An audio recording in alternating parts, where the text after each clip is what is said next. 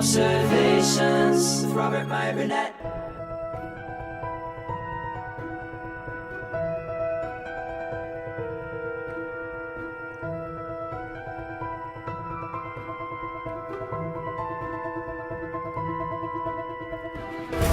Well, greetings, Imagination Connoisseurs. Once again, it is I, your Duke of Dope Discourse, your master of fun and wonder, your viceroy of verisimilitude, your sommelier of sci-fi and cinema, your archbishop of Banterbury, your chancellor of cheerfulness, your evangelist of the imagination, your pharaoh of physical media, and your existential Mr. Rogers. That's right, Robert Meyer Burnett coming at you, robcasting at you, you Imagination Connoisseurs, you members of this, the Post-Geek Singularity. This is Robservations, episode number 615, the show about something. You know, I was thinking about the fact that one of the things that I will cop to, and I think a lot of fans will cop to, being fans and being inundated, reading all we can, learning all we can, scouring the internet for all the information we can know. We're like V'ger, learn all that is learnable and bring it back. About movie making, about everything, whether it's video game making, movie making, writing. You know who knows more about it than anybody in the world? We do. We fans, or at least we think we do. We think that we're all legends in our own minds. I mean, I know I certainly walk around thinking I'm the shit, which is why I'm spouting off on YouTube to you. No, I'm just saying that. I hope you're not taking that at face value because I don't really mean that. Because for me, it's true. It's been a lifelong avocation, and I know that there's a lot I don't know, and I look upon every day as a chance to learn more and to take, even though I've worked in the entertainment business for 32 years, there's still more to learn every single day. I once heard the philosophy spouted to me that you should never truly believe that you know something, that if you know something like 100%, like, oh, I have that cold. Because if you think that's the case, then you stop thinking about it and you leave yourself closed off from learning more about that thing you think you know more of. And as I've learned, we're always getting more information. The world is always expanding, and there's always more things to learn about the things even that you think you know everything there is to know about. There's always more to learn. Now, I have been corrected on this show by people. I have been, which, by the way, I always welcome. If somebody says something to me that is wrong, or that if they say that I've said something that's wrong, I'm very open to hearing that. I think it's very important. I mean, this is an op-ed show. I can offer you my opinion. I can tell you what I think, but that's all it is. It's an op-ed show. I'm not some guru. I am not some person that knows everything. And, I think that's important to know. But I'll tell you one thing, there are a lot of people in the fan community, and I'm sure you all know some of them, who believe they know everything. And sometimes it's embarrassing when you see people coming out and trying to school people in the entertainment business about what they think they know or what they don't know. And Bleeding Cool brought to us this week something I'm just sharing because I thought it was amusing. I don't mean to rub salt into a wound, but as an example, it doesn't get much better than this. So this week, gun-splaining Marvel movie direction to James Gunn. This was published yesterday by Rich Johnson. It was on Bleeding Cool. There has been some discussion online about Marvel Studios' control over their films, setting them up for years ahead of a director being hired. James Gunn, director of the Guardians of the Galaxy movies for Marvel Studios, as well as the upcoming Suicide Squad movie for Warner Brothers, gave his own take. Most of the directors control what the previs is. It's another tool like storyboarding. All previs for the Guardians movies is based on my storyboards. Well, says the author of this article, I didn't know what previs was, so I checked. Pre-visualizations, apparently. The visualizing of complex scenes in a movie before filming. You probably all knew that. But John Schlauser, who states that he's a media manager at ABC Studios in Sydney, that's the Australian broadcast company, not Disney-owned ABC in the U.S., wanted to contradict Gunn over this because he knew even more about how all this worked. He replied to Gunn saying Marvel hires lower directors who have only done a few films and promises them the ability to make their own future films if they agree to make a Marvel film that they have no control over. In fact, they barely direct, as the familiar crew usually do it like on any TV show. And James Gunn said, at first, most of the directors control what previs is. It's another tool like storyboarding. All previs for the Guardians movies is based on my storyboards. And John Schlosser said, Marvel hires lower directors who have only done a few films and promises them the ability to make their own future films if they agree to make a Marvel film that they have no control over. In fact, they barely direct, as the familiar crew usually do it like on any TV show. And somebody wrote to him, Spew says, you're literally telling this to James Gunn. And then James Gunn replied, graciously, thanks for the inside information on the job that I have and that you do not. Twitter is quite a thing sometimes. And then John Schlosser doubled down and said, I wonder why he stayed quiet this entire time. Some people have no idea how the film industry works. And James Gunn answers, for instance, and as you can see, he sent his finger up, pointing above at that tweet. I found this to be delightful, this exchange, because unfortunately, as we all know, many of us think that we know a lot more about how the motion picture business works than we do. And I understand that. When you're constantly reading, I mean, there's so much information. I have to say, beginning in the wake of Star Wars, with a lot of these large budget tentpole movies, I mean, I have a shelf full of FEIGE'S magazines all the way back to issue 1. Now, let's see. Have I shown it before? I'll show it again. This is my copy of FEIGE'S 1 that I bought off the rack in 1980 when it came out. It might have come out in 79, but I think it was 1980. Here is my first issue. It only had 2 articles in it. One on the making of Star Trek the Motion Picture, the other on the making of Alien. Now I have to say, in the wake of Star Wars, I think it turned a lot of us imagination connoisseurs into voracious readers of making of books, perusing making of documentaries, learning how the process works. And over the course of my youth, in addition to reading magazines like American Cinematographer or all of the FEIGE'S magazines that came out, and then, of course, making my own films in Super 8 and making little special effects movies like from Cinemagic magazine that Starlog published, I would say that I learned a great deal about movie making. But I will tell you, as much as I could explain every way a special effect was done in the 80s or 90s, it was very different. For instance, I knew what Introvision was. Introvision was an in-camera compositing process that they started using on Outland, the movie Outland in 1981, Peter Hyams' Outland. Now, Introvision was I think it was Tom Nod.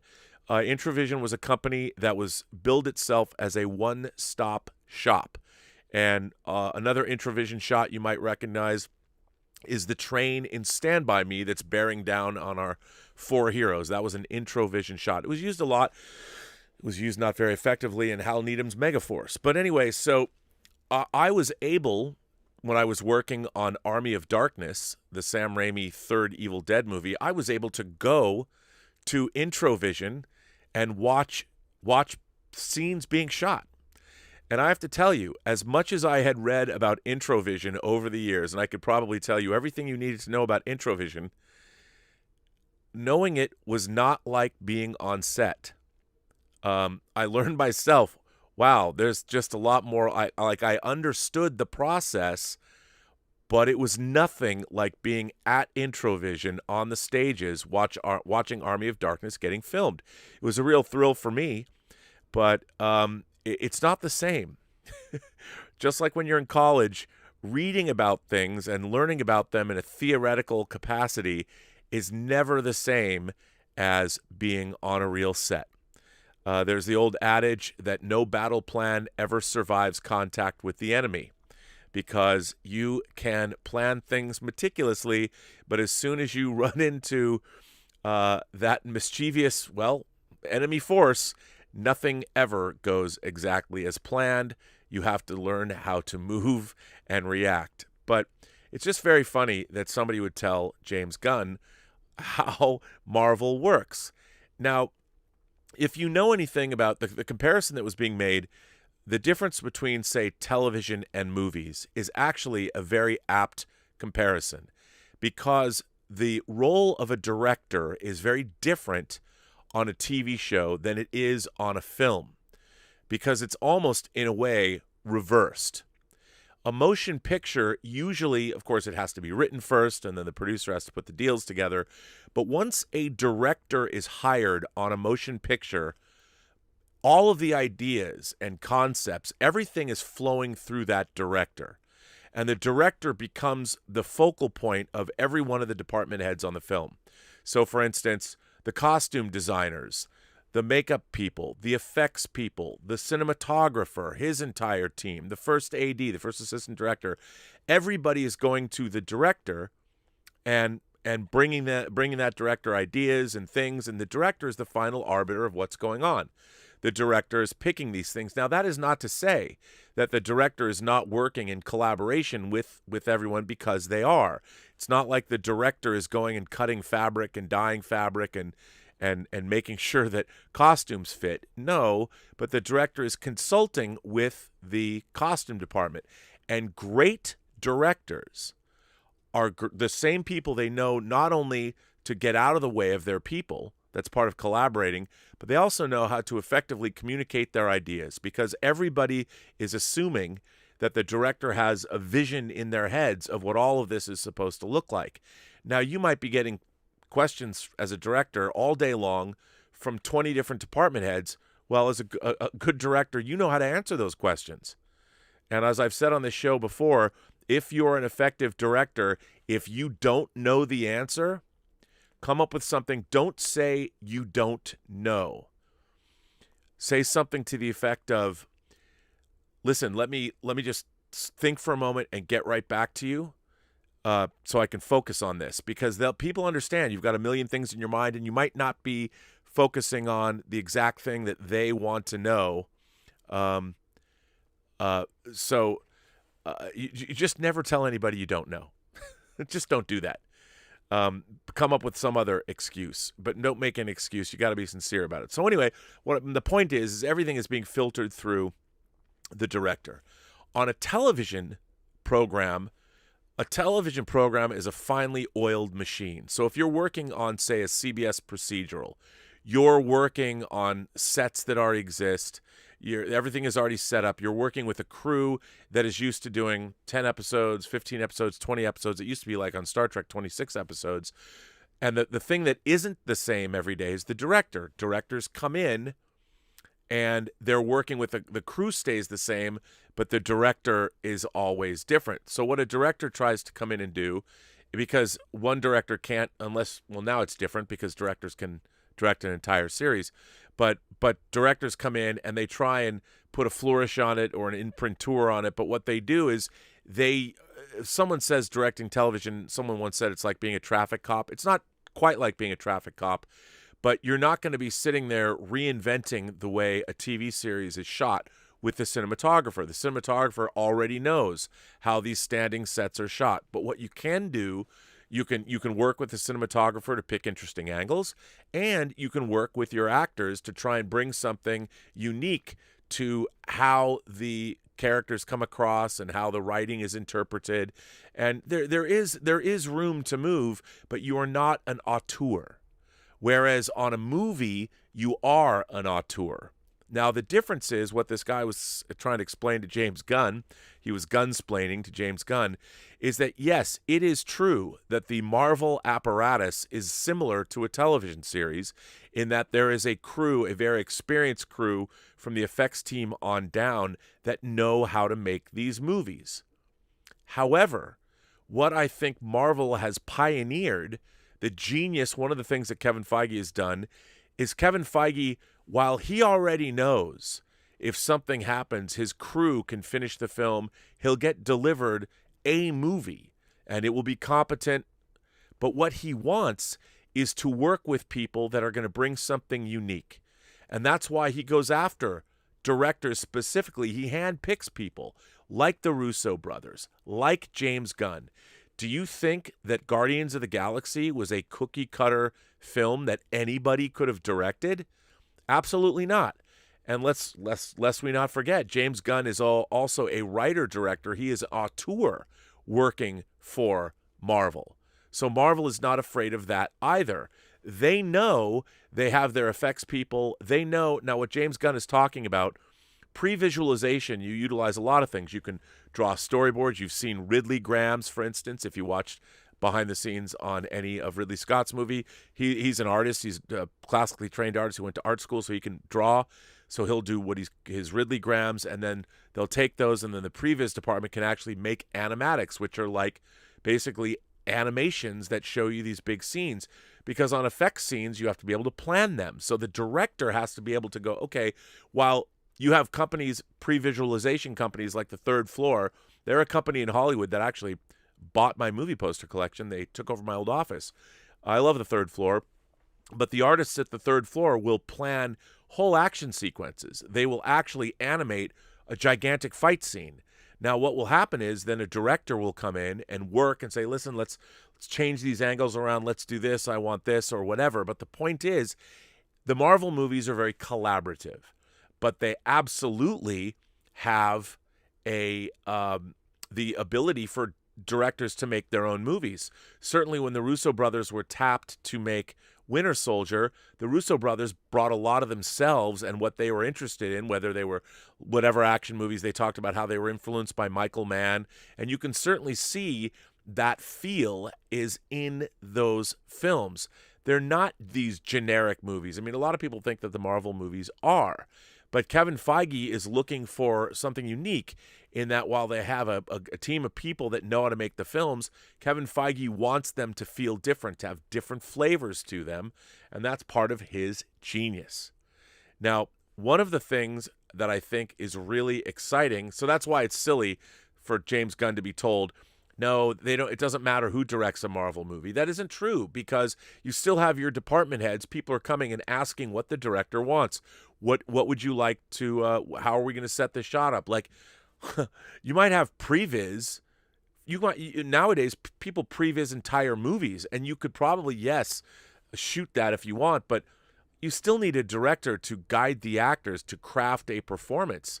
I mean, the way that Chris Pratt performed Star-Lord, or the way that Dave Bautista played Drax, all of that was a collaboration with James Gunn. Those characterizations and the acting and all of that was a collaboration. Movie making is a collaboration, and Marvel has just taken that collaboration and they've created a system that they needed to create because so much money is at stake.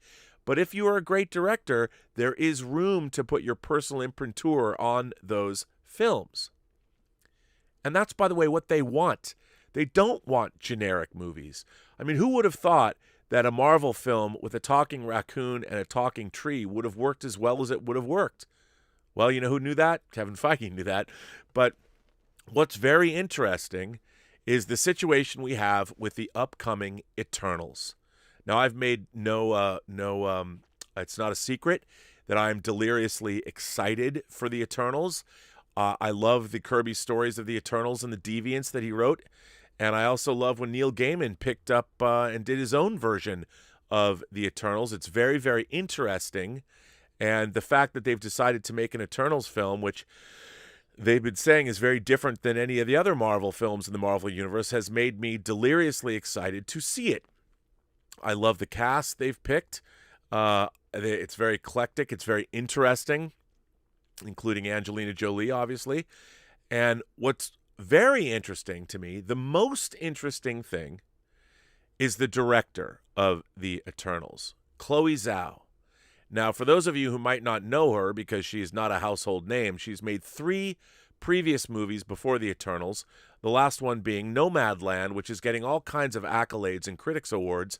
Now it's out in cinemas. It's getting a lot of Oscar award buzz for her as a director and for Best Film and Frances McDormand's performance.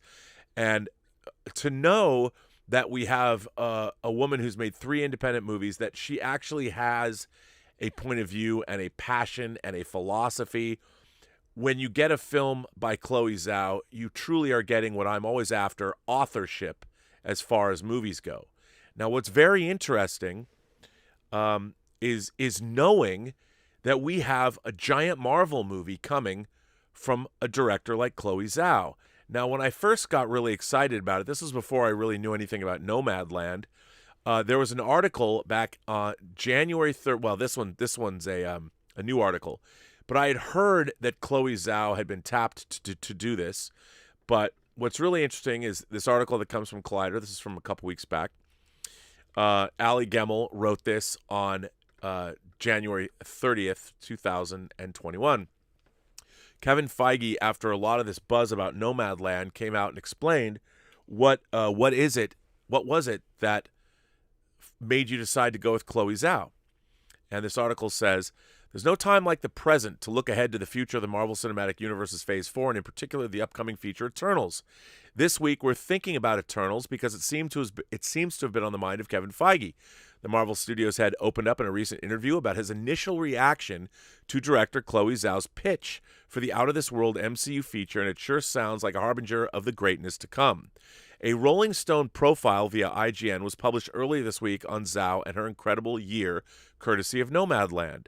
The profile also included commentary from Feige and other industry professionals remarking on Zhao, her film, and her artistic vision as a director. Where Feige is concerned, his comments centered around Zhao's work on Eternals. It was supposed to come out, now it's coming out in November 2021. It was supposed to come out at the end of last year, and stretch back to the moment when Zhao gave him her pitch for the movie. Without revealing specifics, a bummer I know, Feige told Rolling Stone that Zhao's Eternals pitch was the best he'd ever heard. He also shared, not only does Zhao make remarkable small personal movies in a remarkable small personal way, but she thinks in grand, cosmic, gigantic terms, which fit perfectly with what we wanted to do. Eternals is a very big, sweeping, multi-millennial spanning story, and she just got it. Now, hearing something like that, that makes me all aflutter, because that's exactly what I want. When I watch my fantasy epics, my comic book movies, Star Trek, Star Wars, whatever, what I want is I want a director that has something to say, that their movies are not just, I'm not just going to make a comic book film. No, I'm going to make a film. And while the milieu has comic book characters populating it, Chloe Zhao doesn't sound like she's the kind of person that's going to ever look down on the material. For so long, the reason comic book movies weren't working is because people thought, oh, well, they're just comic books. No, comic books are stories just like anything else. And, you know, when you're making a film, you can only get out of the story that you're making or the film that you're making what you put into it. And if suddenly you're not going to take into consideration the reality of what this could be, you end up with movies, well, not to be that disparaging, but still not a great version of that character, or you wind up with Pitoff's Catwoman. And I really think it's important that you have a point of view. Now, obviously, Kevin Feige said that, oh, this was the best pitch I ever heard. The best pitch that, and she just got the material. It was multi-millennial. It takes place over thousands of years, and it's a generation spanning kind of a film. And he's very excited about it. So if Kevin Feige's excited about it, I'm excited about that. But I didn't really know, like, well, what does that mean exactly? What are we going to get from Chloe Zhao? What are we hoping to get? So knowing about Nomadland, which, by the way, I have yet to see, I've loved reading little snippets here and there about her philosophy. So what can I glean from Chloe Zhao to give me a little insight into what we can expect, or at least what we can hope to get from the Eternals film, which is, again, I cannot stress enough how excited I am to see the Eternals movie. Now, before you people all start accusing me, oh, Rob, you're such a Marvel shill lately. Look, man, they don't pay me jack. I don't get free tickets to their premieres. I don't get free hot toys. I get nothing from Marvel or Disney. They don't give me shit. And by the way, I'm not asking. All I want from them is to continue to make great works the way they do. I thoroughly enjoy, well, you know what? If you do, if you do want to like hook me up with hot toys, like that wouldn't be so bad. But look, I don't expect that. I'm still buying hot toys.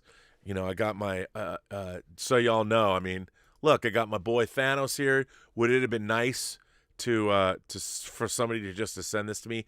Well, it would have. It would have. I wouldn't have had to pay it off over time. But that's never going to happen because no one's giving away free hot toys. I think they're the only toys that you can buy that you can pretty much guarantee go up in value. But so what I just like the Marvel Cinematic Universe. And what I like is all the people working there are delivering the goods. They're providing us the best entertainment. But what's really interesting is an article I found on my beloved Deadline that was published today. And I wanted to share this with you because it excites me more than anything, because the potential for the kind of movie that Eternals is going to be. Now, this article, people are going to be like, well, Rob, she's not even talking about Eternals. I know, but it's what she's saying here that I found really compelling. And if this is, because this is the way I think about all movies, especially science fiction, fantasy, and horror. So anyway, this article that was, in fact, in Deadline was published by Joe Uchichi. It looks like Uchidi. Uchi, maybe? I can't pronounce Uchichi. I'm sorry, Joe. I'm massacring your name. But Nomadland director Chloe Zhao, Why We Need to Train Our Minds to Want Less and the Problem of Elder Care in America. Don't worry. You'll see where I'm going with this. Chloe Zhao has made 3 feature films to date, each of them blending narrative storytelling with nonfiction. Her debut, Songs My Brothers Taught Me, told the story of a Native American siblings struggling to find their place in a changing world. The writer cast cowboy Brady Jandreau as a version of himself, reliving the true story of his near-fatal head injury. And while her new film, Nomadland, cast professional actors like Frances McDormand and David Strathairn for the first time, it rounds out its ensemble with real nomads, people who have taken to living in camper vans in what would be their retirement, forced instead to seek itinerant labor around the country to make ends meet. All 3 films deal with survival and identity, and each of them pack an emotional punch that hits with greater fervor because of the lines Zhao blurs between fact and fiction. Based on Jessica Bruder's nonfiction book about the nomads and the changing face of the America they inhabit, Nomadland confirms Zhao as one of the modern cinema's most exciting new voices. Deadline says, at the Indie Spirit Awards a few years ago, you and Frances McDormand referenced one another in your speeches. How deep into this process were you at that point? Chloe Zhao says, we'd met right before that. We knew we wanted to work together and the emotions were high, so we just decided to give one another a shout out. I'd read the book by then. What grabbed you about it? Initially, it was the world that Jessica had captured. It was a time in America where a way of life was fast disappearing, and she had captured that with her chapter on Empire, Nevada, a chapter on Quartzsite, a chapter on the Amazon warehouse. She really managed to capture a time, so the world building of her book was attractive to me.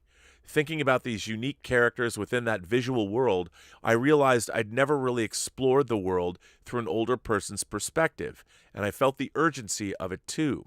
It said a lot about a time in this country that I felt I wanted to capture before it was gone, before it's too late. And then Deadline says, that sense of a disappearing way of life has run through your work.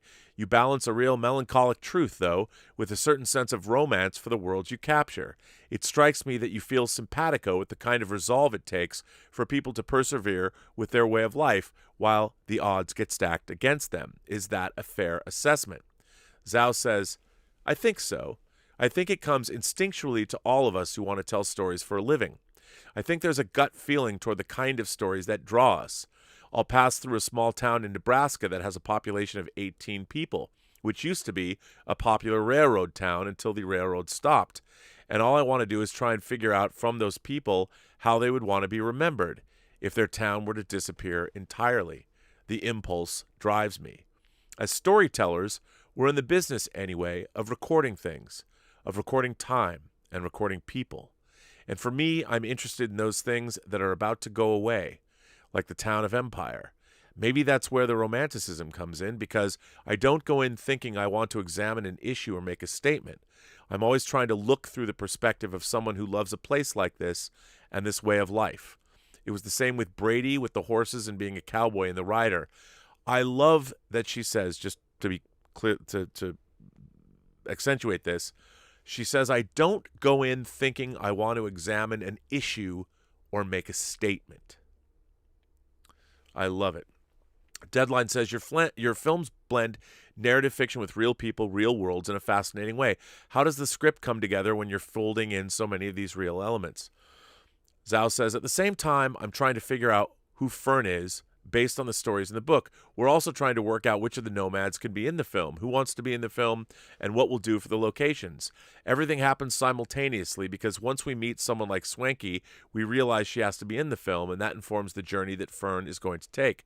Eventually, I drew a map of Fern's journey, which the producers could use to work on the film. The locations we'll travel to, the towns Fern will visit, so we know we want to cover almost all the landscapes in the American West. The only ones that we didn't really cover were the canyons and maybe the Rockies. Deadline says, you made 3 feature films that all explore aspects of Americana. What did America mean to you growing up in China? Zhao says, I moved to America for senior year of high school, and when I arrived, it was the pop culture, because that's what I was exposed to in China. It was music more than movies, really. It was musicians. I landed in downtown LA in 1999 with very little understanding of how America worked, and I definitely got a handful, more than I could handle, laughs. I didn't understand the relationship between people, race, identity, class, so many things. So then I dived in real hard for my senior year of high school, and for 4 years of college studying American politics. That was my focus. I came from a people that were very stationary and built a nation that only opened its doors recently because it was so very self-sustaining. I always joke that I'm a descendant of rice farmers, and in rice farming, you cultivate the land over and over in one place. And then I found myself making films about people that prefer to be hunter-gatherers or ranchers and move a lot. In America, thanks to the highway system, the society is built on movement. And I think it's just something that you don't experience when you're young that you want to try and understand. It's a curiosity. And Deadline says, as an outsider in America myself, I wonder if you feel that coming to America from a different culture gives you a particular viewpoint that allows you to examine it in a fresh way. And this is what really got me. I think it's how you make films. You can make films from inside yourself that put that out there, or go into the world and bring it to you. So out of necessity, yes, I'm coming into a community that's not my own, and you have to try harder to put yourself in their shoes and figure out, how do they see a sunset? Because how I see a sunset is very different. The choices you make in the script, in the editing, in the music, have to be informed by trying to capture an authentic, emotional truth that these people feel in these moments of their lives.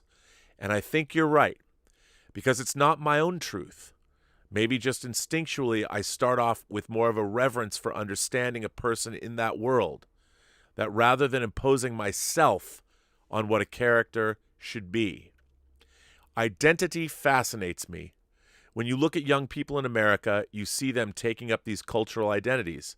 A cowboy, a gang member, and especially with kids in the heartland, I think there's a fishbowl situation there that I felt when I was young as well, growing up in China. I knew what was outside, but I couldn't quite leave. So when the fishbowl is covered, that's one story. But when you lift it up, when the internet and social media move in, something happens to the younger generation where they have to define themselves beyond, I'm a coal miner's son. It's not enough anymore, and they start questioning who they are. I also think all countries around the world are becoming more nationalistic as the world shrinks. It's important to hold on to some kind of identity, especially for a young country like America. They need to feel American. America is very strong for a lot of folks. They need to feel American is. Imagine that philosophy that she espouses there. I'm coming into a community that's not my own, and you have to try harder to put yourself in their shoes and figure it out.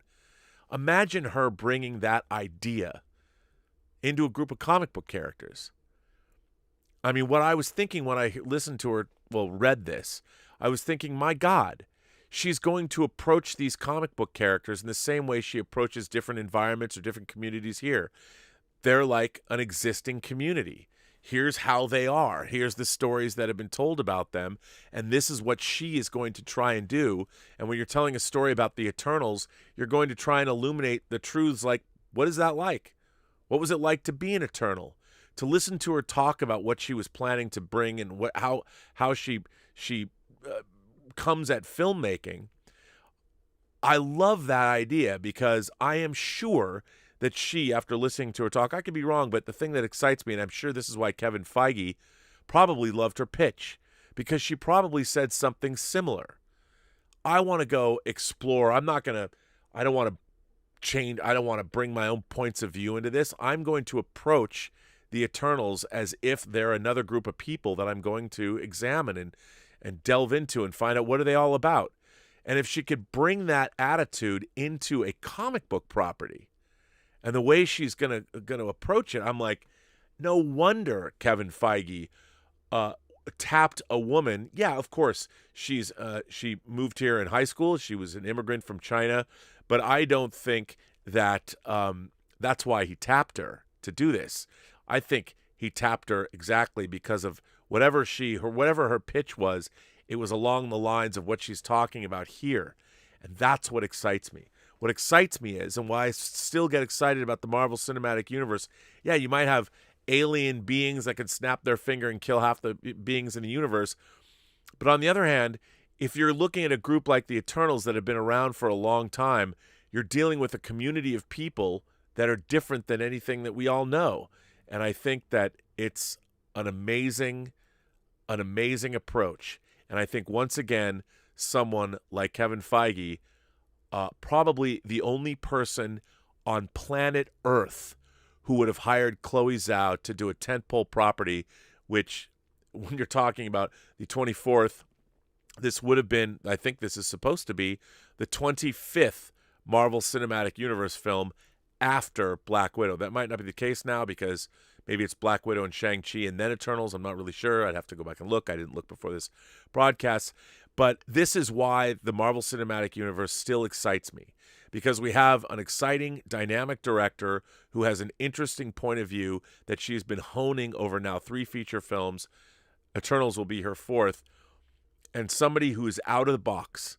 There's no reason, no agent, no manager. I don't know how she got there, but to get into that room with Kevin Feige. But let's just say I don't think Warner Brothers would have hired her to do this. I really don't. Again, it's the visionary nature of Kevin Feige and the decisions he's making by tapping people like Chloe Zhao. If it works, the same way it worked with James Gunn, the same way it worked with the Russo brothers, if you've got that special sauce and she's done something really extraordinary with the Eternals, I'm telling you, it makes all the difference in the world. And that's why these movies can still excite me. People are like, oh, Rob, they're just milquetoast, middle of the road. No, they're not. But anyway, I don't want to have to convince you of that. I'm going to put this interview in the live chat, and if you want, please check it out. But read it, because I think we're going to get something really special in this film. At least, I don't know.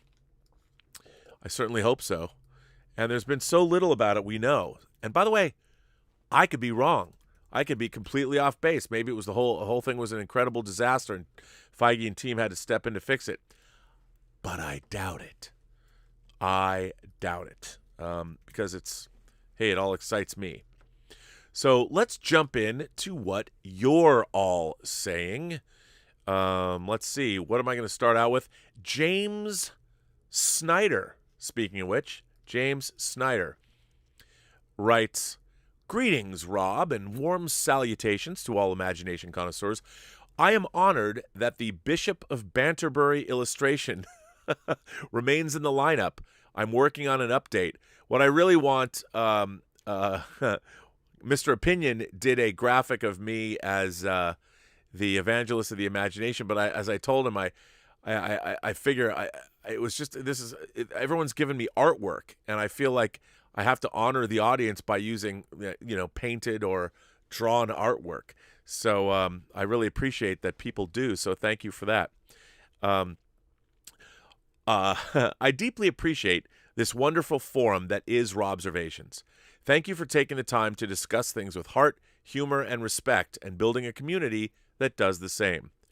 I am loving watching WandaVision and the many discussions that are related to that. I wanted to offer something today that is related but different than the focus of what a lot of people are talking about. This was not intended to be the first television series presented by Marvel Studios.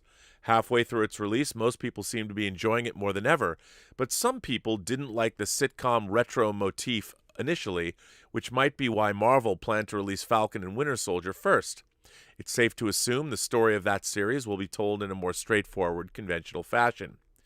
I suggest WandaVision is unexpectedly the perfect way for Marvel to establish its presence as a television studio. There are a number of reasons, some more obvious than others. At the top of the, well, of course, list is one. It's referencing television itself. Is that meta? Self-aware? Saying the quiet part out loud? Regardless, Marvel is on television in WandaVision. It proves to have a masterful understanding of the many beloved television series that precede it because it replicates their various styles so accurately and earnestly. Reason many old shows are still good, whether or not they're in fashion, is because the storytellers, the writers, the producers, the directors, the performers, etc., did their job well, with commitment. WandaVision more than mimics the style, they emulate the way the work was made, with skill and authenticity within the style, what some might call verisimilitude. 2. Referencing television from previous eras makes us feel like Wanda and Vision have been with us for decades. They've been pictured there for us, similar to a Terrell memory implant you can totally recall. There are so many moments and images of them that look like they're from the past. This undermines the question of whether or not Marvel should have a television show. It's always had a television show. Don't you remember? 3. That sense of always having been around contributes to us feeling like they're family. Also high on the obvious scale, the TV references are of shows about families. This reinforces the concept of family in a show where our heroes are starting a family.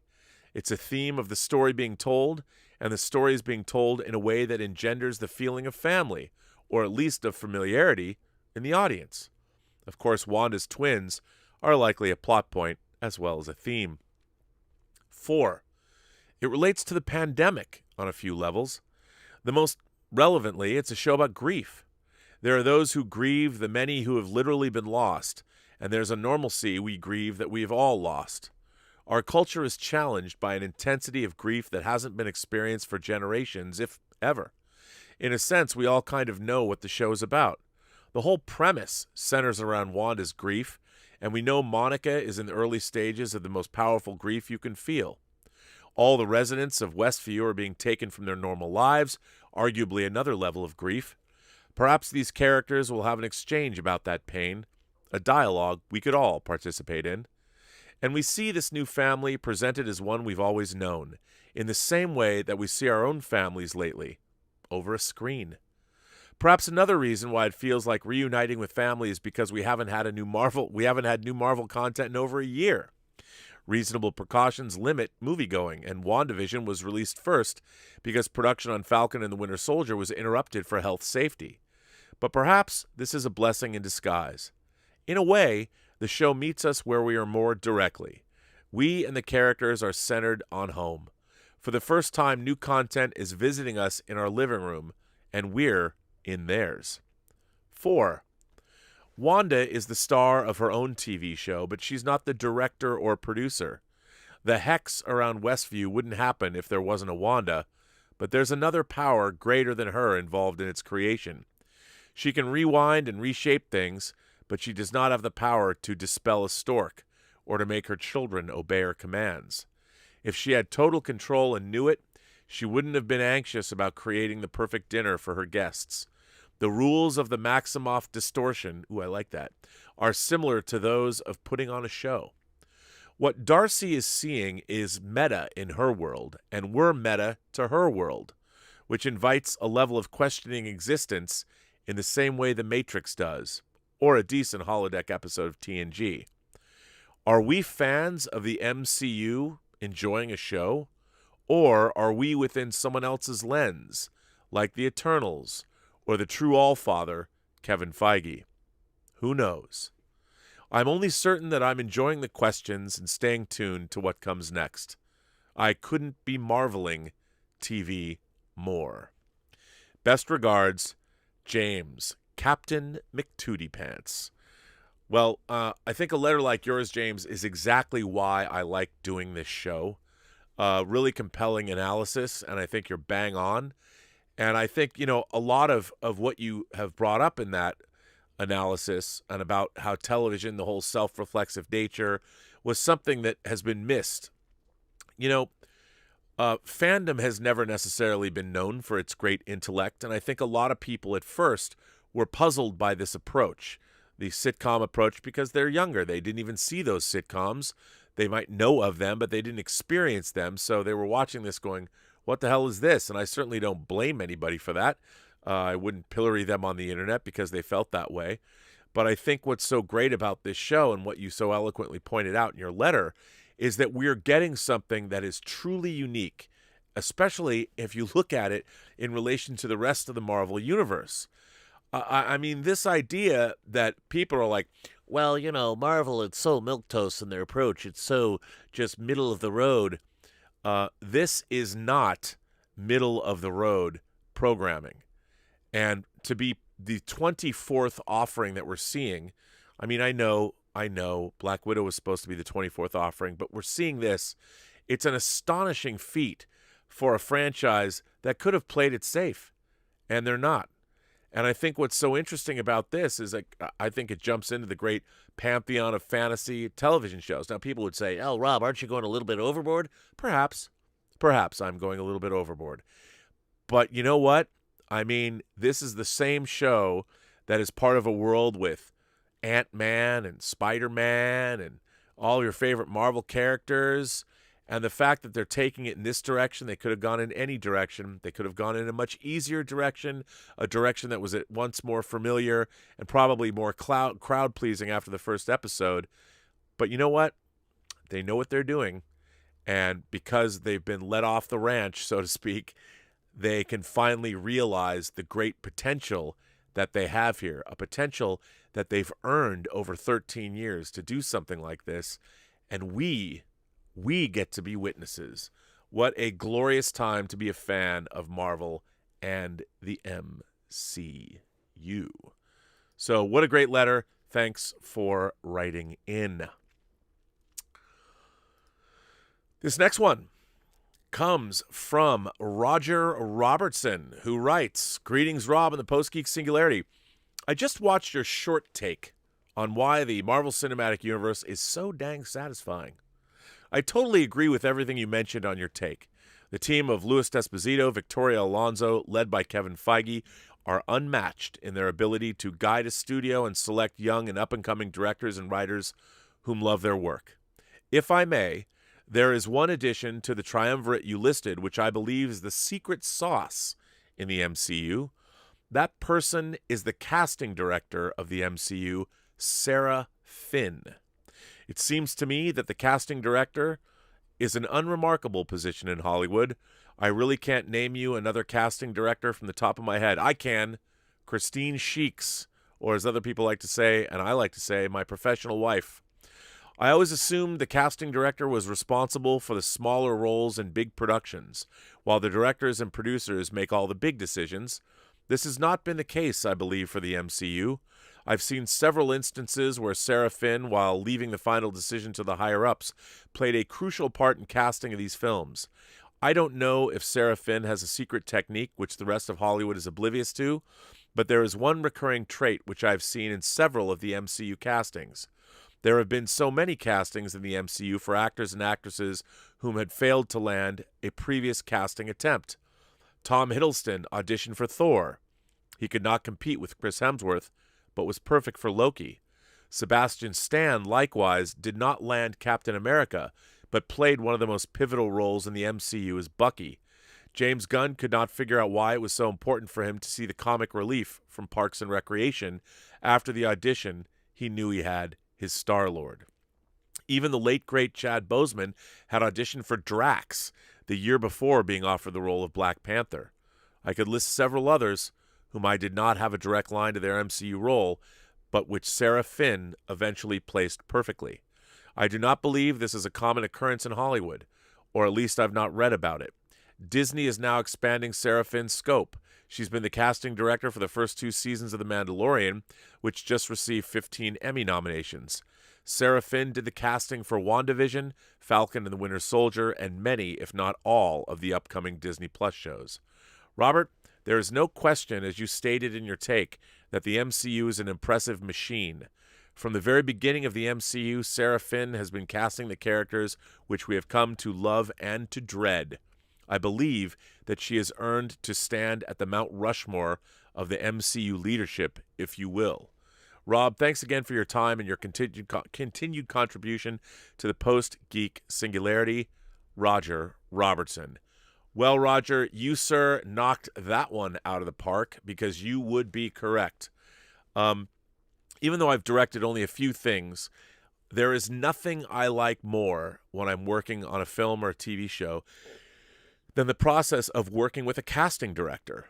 See, the thing is, what a casting director does, like when I read a script, and I'll tell you something, this has always been the case,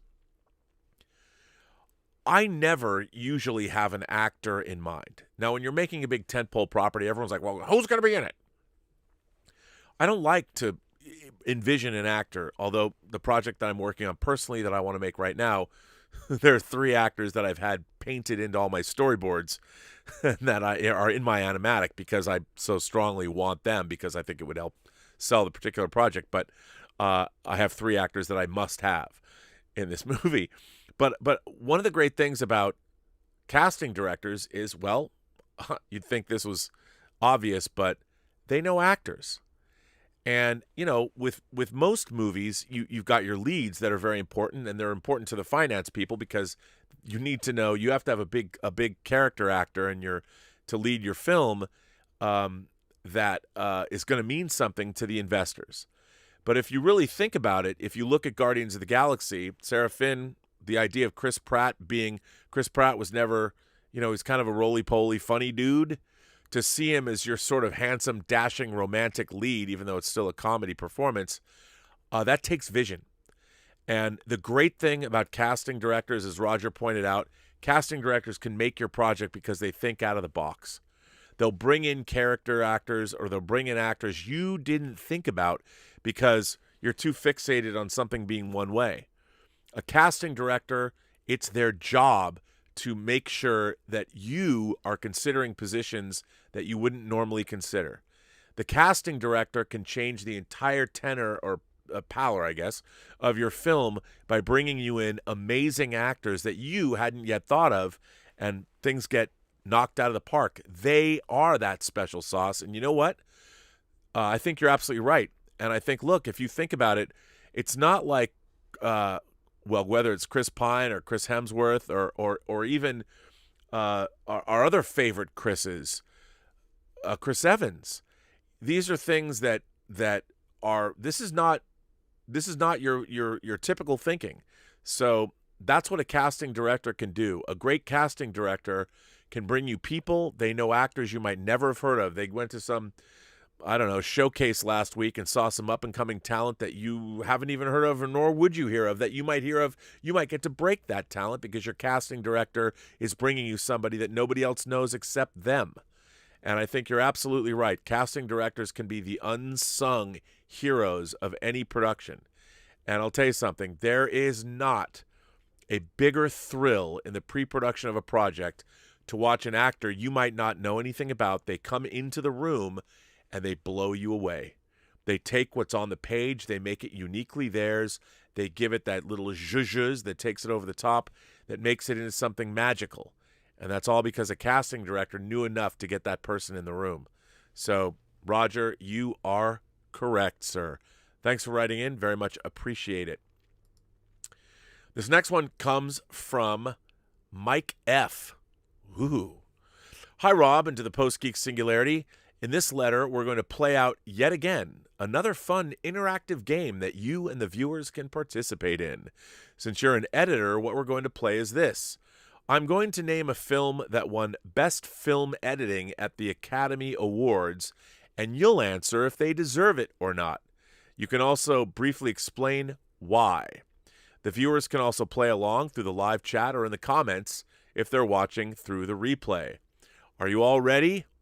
Here we go. Gone with the Wind. Did it deserve the Editorial Academy Award or not? I would say absolutely. First of all, its length. Gone with the Wind is never boring. Gone with the Wind. Actually, you know what? You're probably going to hear me say that a lot about the editorial on these films because editorial has changed, especially in the after the advent of MTV. But before, what great editing did was it kept a style, it kept a pace, but basically it was all about storytelling. And in the case of Gone with the Wind, that's a very, very long film, and to make that thing move and keep up that pace and keep you interested in it, absolutely did it deserve to win. I mean, all these movies, I'm looking at these movies, they're wildly different. Okay, your number 2 pick, From Here to Eternity. My God, a romantic war film. Yes, of course it did. You think about the images and how they're put together in that film. Again, I mean, I can't wax rhapsodic because it's been a long time since I've seen From Here to Eternity. But that was one of those movies I actually saw for the first time when I was at USC. And again, I marveled at just how good it was. I think great editing, it grabs you, it captivates you. You know, anybody can see the power in editing. When you start making if you edit anything, like go out and just shoot, I don't know, make a funny pet video. Go shoot your whatever animal you have. Go shoot them in the wild, or go shoot them running around your house or whatever. Try and get a bunch of different angles and close-ups and do crazy things. Then put them into some editorial software and start cutting them together. Put some music up against the images, and you'll see like suddenly like, oh my God, I'm telling a story. Or, oh, going from a wide shot to a very big close-up of their snout or something. Suddenly you create a moment of laughter that didn't exist before. And there's something incredibly powerful by putting these images together, and you can see, and you can teach yourself this just by cutting your own little innocuous stuff. You can suddenly see how you've created an emotional beat that did not exist 5 minutes ago. Nowhere in the universe did that emotional beat exist, but you created it by putting 2 images together. The Apartment. Well, I love The Apartment. You know, I mean, The Apartment actually has suspense elements in it. Not suspense like killers or coming after you, but just the scenario. And again, yes, I would say absolutely. I mean, all of these films, if you go, The French Connection. Wait, you said before that you said The Heat of the Night. Yeah, in The Heat of the Night. I mean, The Heat of the Night, very heightened emotions. You're playing on genre tropes, and there's absolutely. But again, not necessarily flashy editing. These are great. All these movies, these first 4 examples are storytelling examples, mostly. And you're keeping the pace, you're keeping the audience interested. Now, your fifth choice is The French Connection. Why did The French Connection win the Academy Award? I'm just taking look, if this is a test trying to trap me into not knowing who won the Academy Award, I couldn't tell you that right off the top of my head, but I'm just assuming, I'm going to take your word for it that these all did win the Academy Award. The French Connection. I'll tell you why The French Connection won the Best Editing Award at the Academy Awards, and rightfully so, because it did things in terms of, and I would say pretty much one scene, the car chase scene, you know, underneath that elevated train. The fact that that the editor chose to linger on that point of view shot of the car. There were things that The French Connection did that we hadn't really seen before that literally changed the face of how car chases and action scenes were shot. It was really innovative, and plus it really put you in this visceral position. And the way they intercut between the car POV and the close-ups of Popeye Doyle driving, this was innovative stuff. No one had really ever seen it before, and again, amazing stuff to see. The Towering Inferno. Again, I think with that film, you know, on one hand, could have been a dramatic pot boiler, but what you're doing in The Towering Inferno is you're cutting between live action, miniature, VFX shots. You're trying to put it all together. And remember, The Towering Inferno, I believe, also, not only did it win for Best Editing, but it was nominated for Best Picture. And so that film obviously had an engrossing story, a lot of characters. You're doing a lot of juggling between points of view.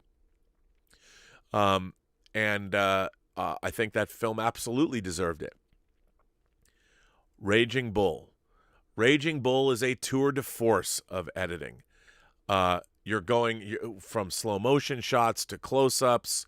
You're using all kinds of tricks. It's no longer straightforward editing. You're using montage like it hadn't really been used like that in a major film.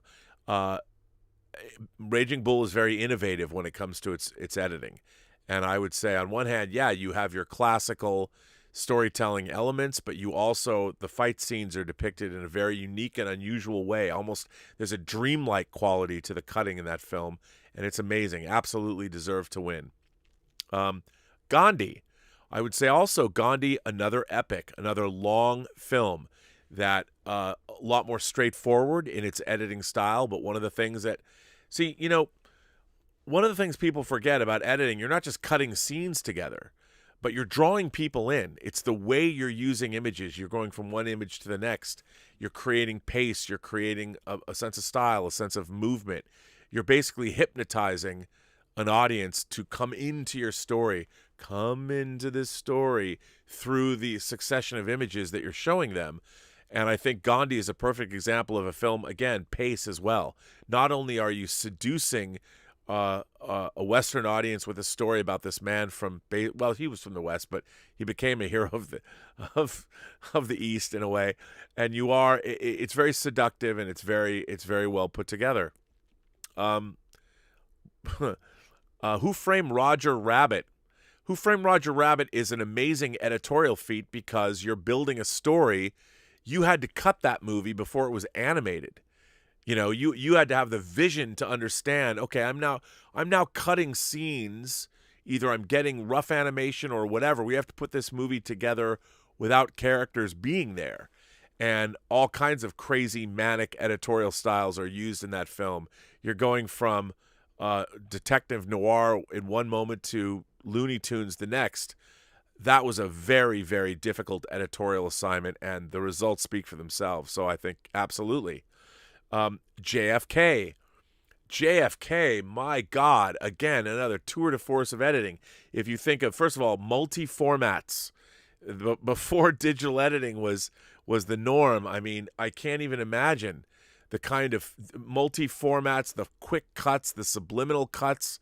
JFK, again, a long movie, but the editorial, very difficult, moving in and out of the different kinds of formats, different, whether it's 8mm, 16mm, video, film. I mean, there's so many different things going on in JFK, and you have a rapid-fire pace, and you're jumping from different points of view, and there's so many different characters, and it could have been incoherent, but it's beautifully, beautifully done.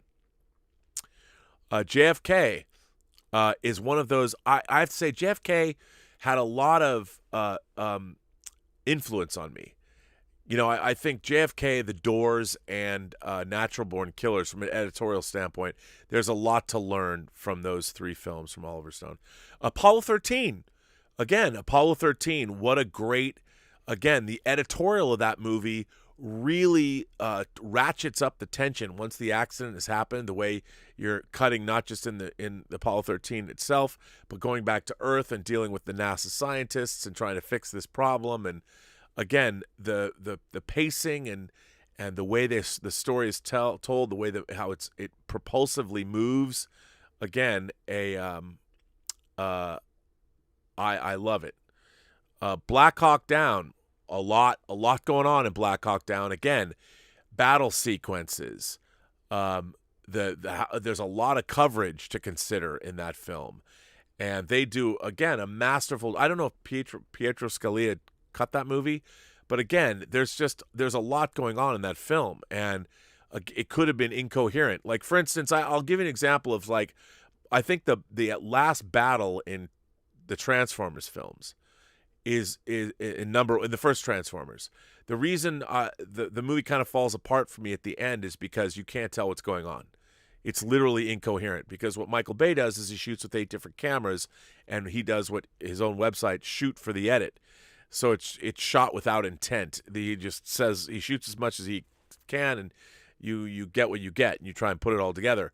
There's a little bit of that with Black Hawk Down, but again, masterfully constructed, incredible battle scenes. Again, a lot of quick cutting, a lot of rhythm and technique that is unique.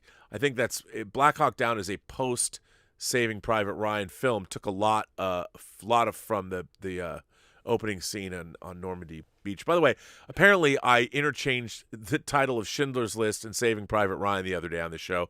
I was talking about Saving Private Ryan, but I said Schindler's List. You know what? S's, Spielberg, it was all in the brain. It was a faux pas. I apologize for that. The Aviator, man, I love The Aviator. Scorsese's The Aviator about Howard Hughes. Again, the editorial tour de force, Thelma Schoonmaker, a tour de force of editing. Actually, I would assume she cut it because she's been cutting all of his films. And she's not even particularly enamored of making everything, all the cutting match. She'll even have jump cuts or people's cigars will move around. She doesn't care. She's a master of pace and, again, establishing shots, characterization. There's a lot of different styles of editing, a montage-y kind of a thing, juxtaposition of events. It's, again, masterful. The Bourne Ultimatum. Paul Greengrass's Bourne movies, to me, are a genre unto themselves. But The Bourne Ultimatum is, in my mind, almost a different kind of a film.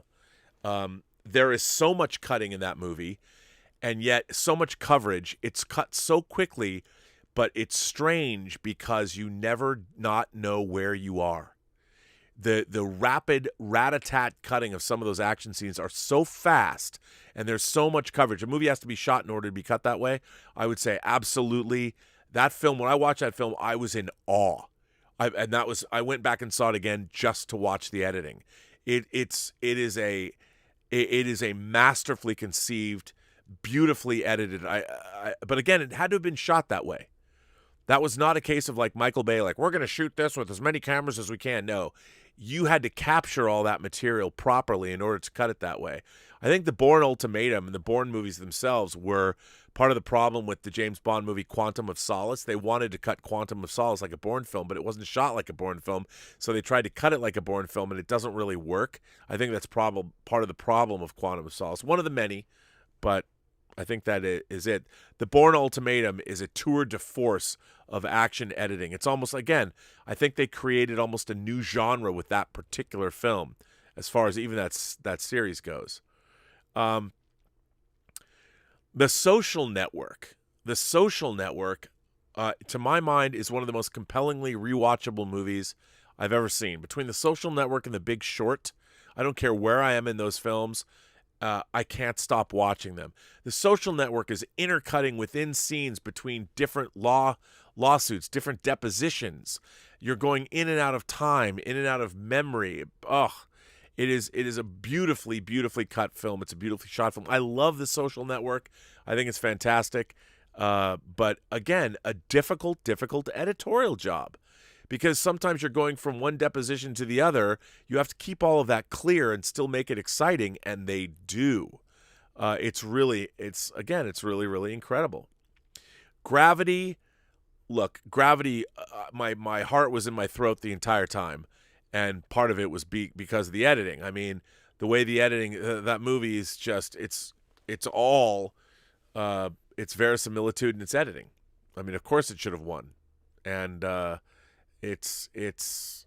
mean, none of these movies shouldn't have won. I don't know what the competition was, but they all are worthy. You haven't put in any film here that I don't think deserves to win editorial. I mean, Gravity is just like, it's breathtaking, especially if you see it on a giant IMAX screen. Whiplash, again, like a drum beat, Whiplash is cut with musical virtuosity, and the cutting between the drumming and, you know, J.K. Simmons, all that. I mean, you feel the syncopation of drum playing is very much a part of the editorial in Whiplash. I can't imagine the two apart from one another. And the editing serves the story. I mean, literally, it accentuates what's going on. The editing makes you feel what it's like to play the drums, and what it feels like to have have a maniacal music teacher in your company. And again, your last one, number 18, Ford V Ferrari. I mean, come on. The car racing sequences in that, a very showy editorial film, but it all works. Again, it all works. And you can't not love that film. The action sequences are, again, the racing sequences are great. But editorially, it's very showy. It's very showy. And I don't necessarily like showy editing, but Ford v Ferrari, no doubt that it works. Proof is in that pudding, and that pudding is tasty. So you've given me 18 titles here. I think all of them absolutely deserved to win. So interesting game. I'll be curious to see where you take this. But I totally agree with your choices. This next one comes from Jerry Kelly. Hello, Rob, illustrious leader of the Post-Geek singularity. I hope you can help me. I've developed an obsession with Star Trek V: The Final Frontier, specifically the lost ending, which changed dramatically throughout production. From Elizabeth Shatner's making-of book, we can deduce that Shatner managed to shoot most of the film's ending footage on location, knowing he could use the soundstage to complete the footage back at the studio. However, upon viewing the Rockman footage, Mr. Shatner decided that it was not convincing. It is at this point that details become a little sketchy, but it seems he instructed Brian Farron, provider of the special effects, to come up with an optical replacement for the Rockman, while simultaneously reshooting all of the footage that would then contain this optical. Apparently, the optical replacement was described as a Cobra-like entity, which would then chase after Kirk. It was also known as the Rock Blob.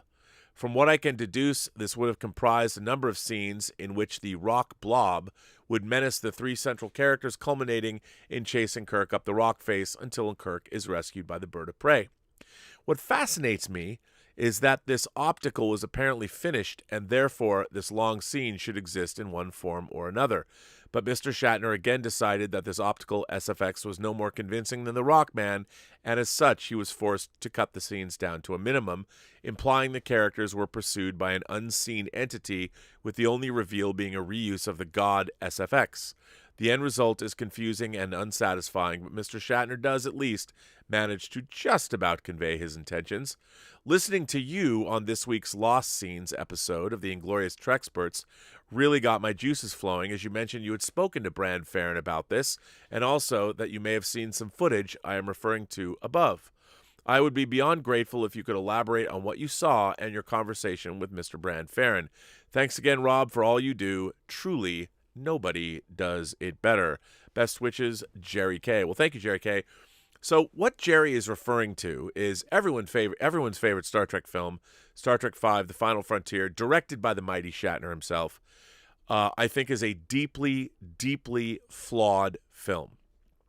And part of it is because I think tonally, I've read Shatner's original treatment. He did write an original treatment for that film called Act of Love, that it has the same kinds of story beats, but the way they were presented, when you read that, it was like, wow, this could have been a really beautiful film. But I think because of Star Trek IV's popularity, Shatner wanted to make a very serious meditation on all these issues, but the studio's like, nope, we have to inject the film with lots of humor.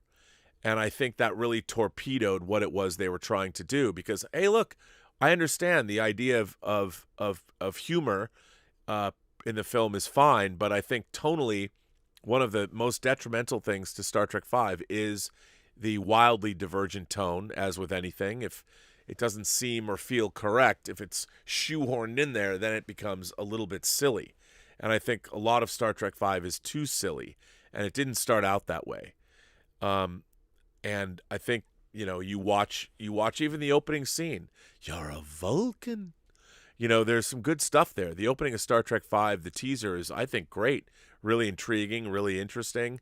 But the rest of the film, again, and then coupled with Shatner, he's a first-time director making a large budget movie at the time. You know, they were shooting on location. There's a lot of elaborate stuff going on with horses, and you're out in the desert shooting. So that was problematic. But what was the most problematic thing for them is Brand Farron, who, by the way, is a mad genius. Brand Farron's got a company. They're building all kinds of technology, real world technology. He had done work on, say, Altered States, and what the production was trying to do was save money by not going back to ILM. I think with ILM, they were a little... Star Trek 4 was kind of... ILM back in the mid-'80s was overextended, and they had a great reputation, but they weren't even necessarily able to deliver what they normally delivered because they were so spread thin on so many different movies. And why not? They're making tons of money. And I think what they were trying to do with Star Trek V more than anything was save money. So they went to Brand Farron and his group, and they were woefully ill-equipped to deliver the kind of effects that they needed to for Star Trek V. It wasn't the fault of the production. You know, they were sold a bill of goods. Brand Farron talked a good game. He even admitted this to me. I was doing an audio commentary. I actually interviewed him for the Manhattan Project movie, the teen film from the 80s, because he did the effects on that. And it just didn't work out. All the things that they planned for the end of the film, if nothing else, they just ran out of money. They didn't have the money left to do what they needed to do to make that climax work, and no fix in the world could help. I did see footage of these things that you speak of, the Rockman footage. Some of it wound up. At one point I was producing the DVD special features for Star Trek V. I did Shatner's commentary. I did a great interview with him. Very little of it is left on that disc. Even Paramount, when I was working on the DVD for that, Shatner's audio commentary was heavily edited. And one of the reasons I didn't finish that disc. And part of it was I was so annoyed with the Paramount legal team. Like, I'll give you an example. Shatner was talking about how he was inspired by Timothy Leary and the experiments with LSD and expanding your mind. That was something that inspired the character of Sybok, Lawrence Luckinbill's character in that film. And I would get notes back from Paramount Legal saying, you can't have William Shatner talk about how this character was inspired by a counterculture drug figure. Star Trek doesn't deal with drugs. And then I would write back letters. I'm like, well, all the way back to the first season episode, Mudd's Women, they did. The first season episode of Next Generation, Symbiosis, basically dealt with one planetary system hooking another planetary system on drugs and not telling them. And Star Trek has always looked upon those things. And to have the director of the film, the man who came up with the story, not be able to talk about his influences, I mean, this is ridiculous. This is not, I mean, they were very protective. I understand why that went down, but it happened. And it was really frustrating. I mean, I find it frustrating. That was, for those of you who might want to know, when you're working on a DVD special edition or Blu-ray special edition or 4K special edition now, one of the things that's very frustrating is when you hear stories that are told, you have to submit everything to be vetted by the legal department, because the legal department can't have any of the filmmakers saying anything disparaging about executives or other people in Hollywood. Well, that's not what I'm looking to do. I wasn't trying to be a muckraker. What I was looking for was the stories behind production. And I think that where Shatner came up with the inspiration for Sybok was totally relevant, but I couldn't talk about that. So I had to also tread very, very gently across what happened on the film. But really, all of these problems can be chalked up to the fact that the studio wanted more humor injected in the film, and they kept cutting the budget. So Shatner literally, Star Trek V is an unfinished, unrefined movie, not unlike Star Trek the Motion Picture. Unfortunately, Star Trek the Motion Picture always sold really well on home video, and when I got involved with doing Star Trek V, there was talk at first of going back and doing a re-edit of it, revisiting that film. But unfortunately, we weren't able to, mostly because there is no ending, like you said. You know, the ending just wasn't there. The Rockmen, there's still glimpses of the Rockmen that appear on the special features, and you can see the whole idea was ill-conceived in the first place, and it just didn't work. But there's just not that much to see. What is there is woefully lacking, and it's amazing to me. It looks like something that would have been shot for a student film. It's hard to believe that they went down that road so far in Hollywood, but they did. Jerry, what an interesting letter. Thanks for writing in. I appreciate it. I'm sorry if I didn't give you more insight. So, anyway, this letter is from Ian Samuels. Ian Samuels says, Rob, so The Expanse. Many people have been raving about it, claim it to be the best thing on TV, or Firefly if it continued. I'm not sure I would agree with these statements. When I first attempted to watch The Expanse, I found the jumping between different stories, different groups of characters, annoying, and I was not gripped. But with seemingly everyone raving about it, I decided to give it another chance. I don't know if it was the fact that my head was in a better place or that having seen the first few episodes before or a combination of the two, but I was able to make the connections easier between the characters and the plotline. It still wasn't until the last couple of episodes of the first season before I was really hooked, but hooked I was. One of the praises that have been heaped upon this series is its realism. Unlike just about every other science fiction show, they do have a focus on how ships, weapons, and the human body work in the vacuum of space. I agree, and I have a great deal of respect for my fellow author James Corey.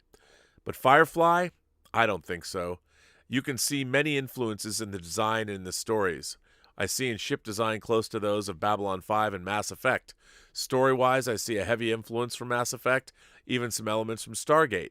I feel, especially with the incidental music being almost identical, that this is, rather than being like Firefly, closer to a Mass Effect TV series. But despite where Corey may have got his inspiration from what he has created, it is indeed one of the greatest science fiction series of all time. I can't wait to read the books. Well, Ian, I'm glad you liked it. The books are, of course, more developed. There's things that are different in the books, but they're still good. I think you're going to like it. I like the show quite a bit. I think it's great. I really do. I love the Expanse. Ooh, let's see. What do I got here? I got so many letters. This one comes from Omar94.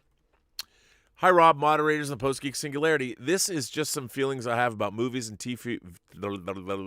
This is just some feelings I have about movies and TV shows originally in black and white, and then get colorized, as you were talking about this on a previous episode of Robservations online. There are many black and white movies and TV shows which got colorized, like I Love Lucy, The Three Stooges, It's a Wonderful Life, Metropolis, The Big Sleep, and others, which I checked out since I was curious to see what it was like.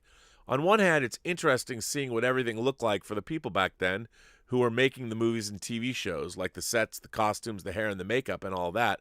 On the other, it's still very strange to watch since I'm so used to them being in black and white, and it's hard for me to see it any other way.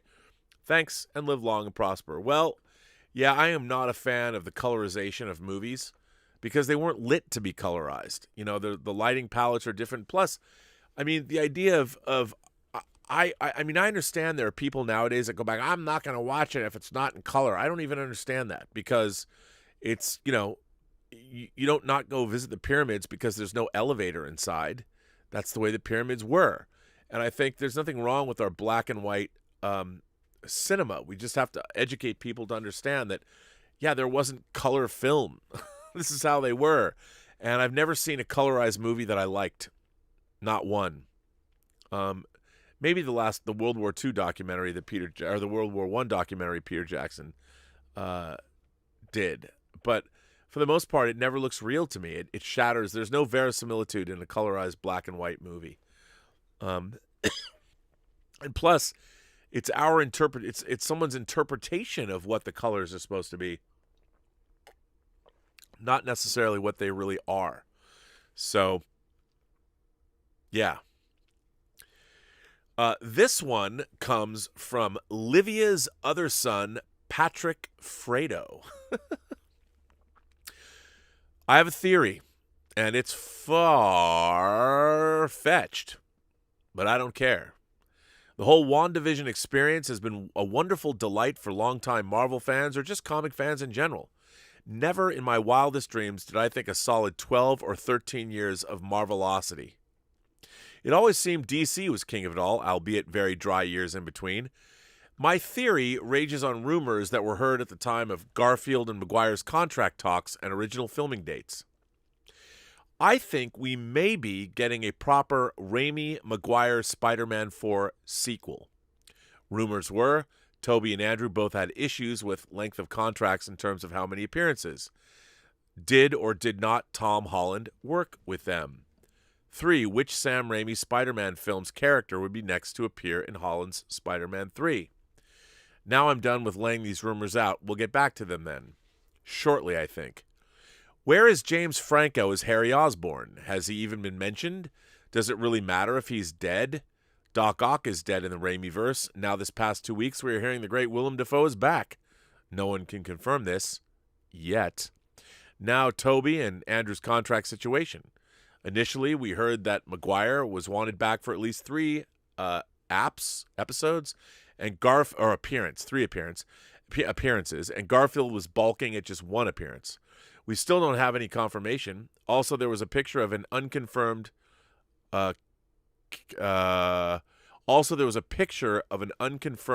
blank as cast actor on set filming a Spider role. Who might that be? I don't know. We do know, however, that Feige is a big Raimi fan for obvious reasons, and him bringing Raimi on board for Doctor Strange 2 proves it. Raimi has stated when asked that Steve Ditko on Doctor Strange was what he read from Big Brother Ivan's comic collection the most. That Spider-Man is his second favorite hero, not just because of the Ditko connection, but because of the coolness of the character.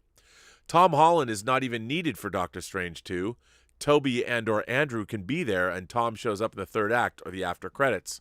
Now, especially if the comic's first Spider-Verse is to be believed when it comes to the characters' threads to time travel, alternate timelines, and realities to 616 Peter.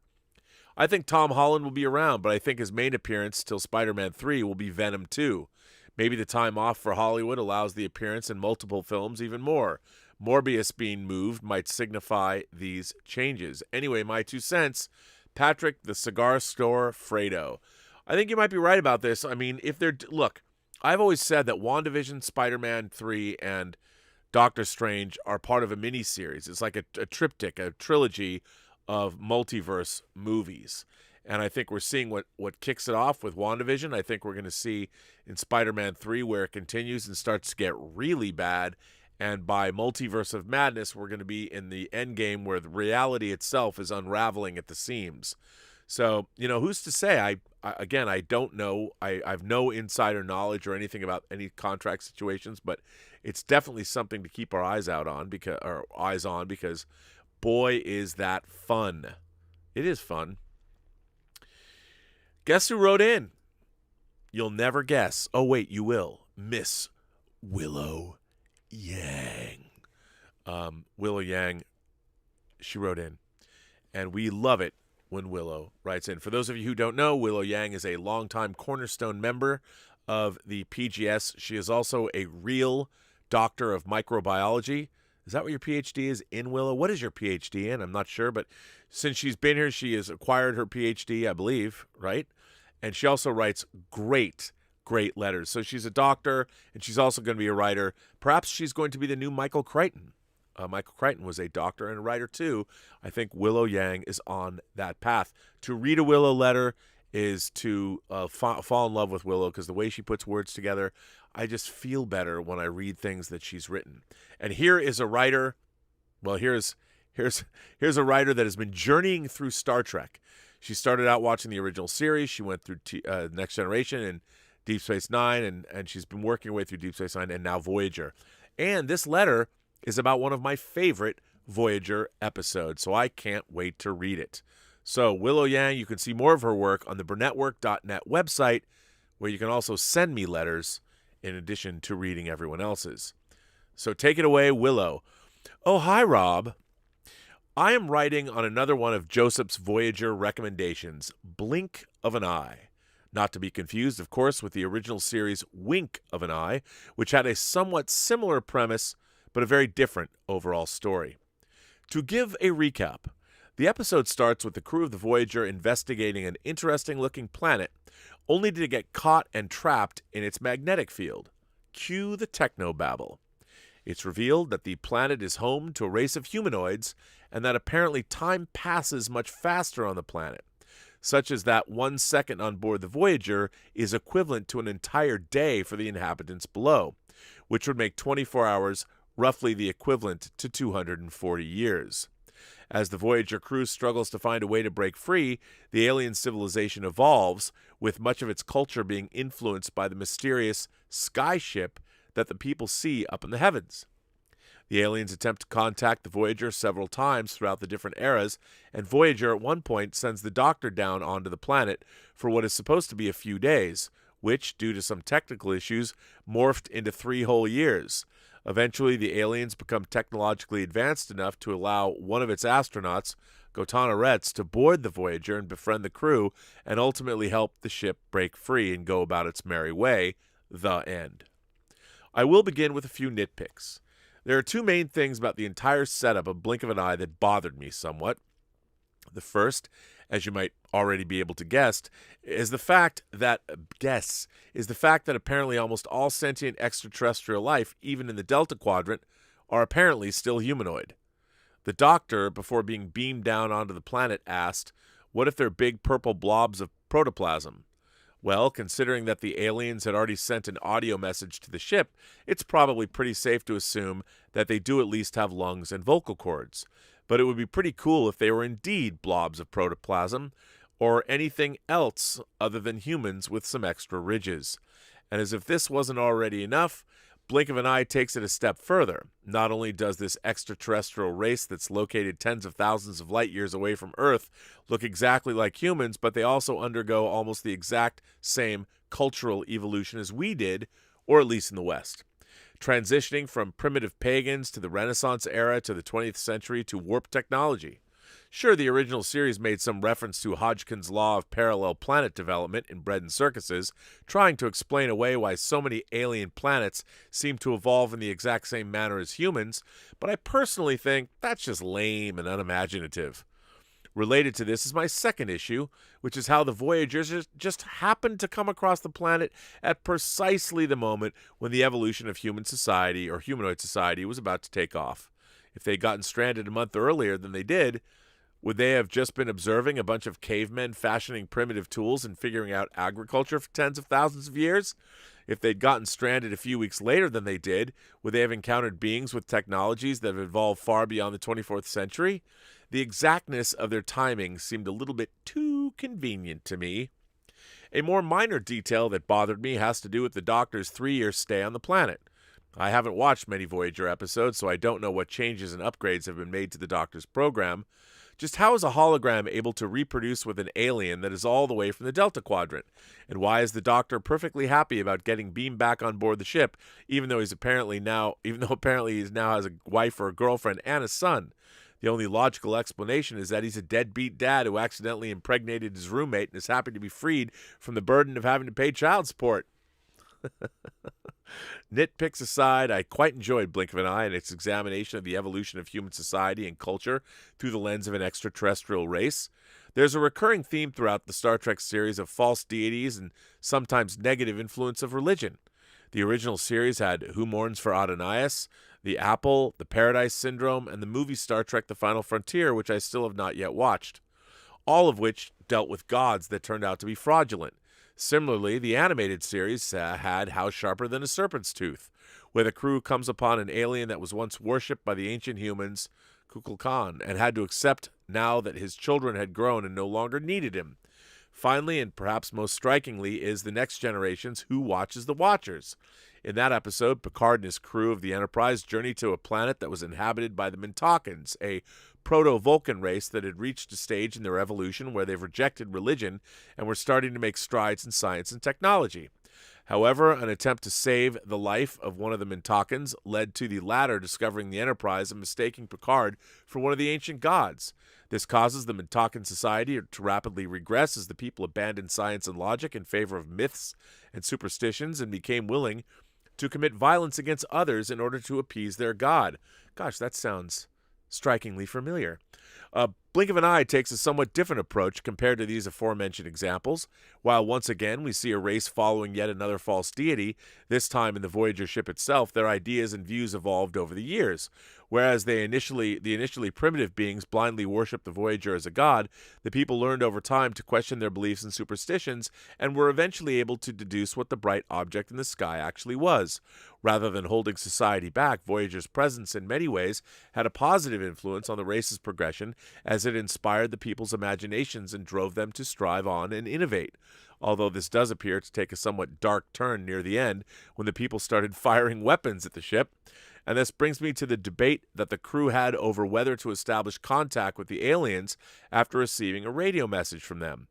I happen to take Tom Paris' side of the argument. If I understand correctly, the entire point of the Prime Directive is to prevent Starfleet from interfering with the development of a more primitive race.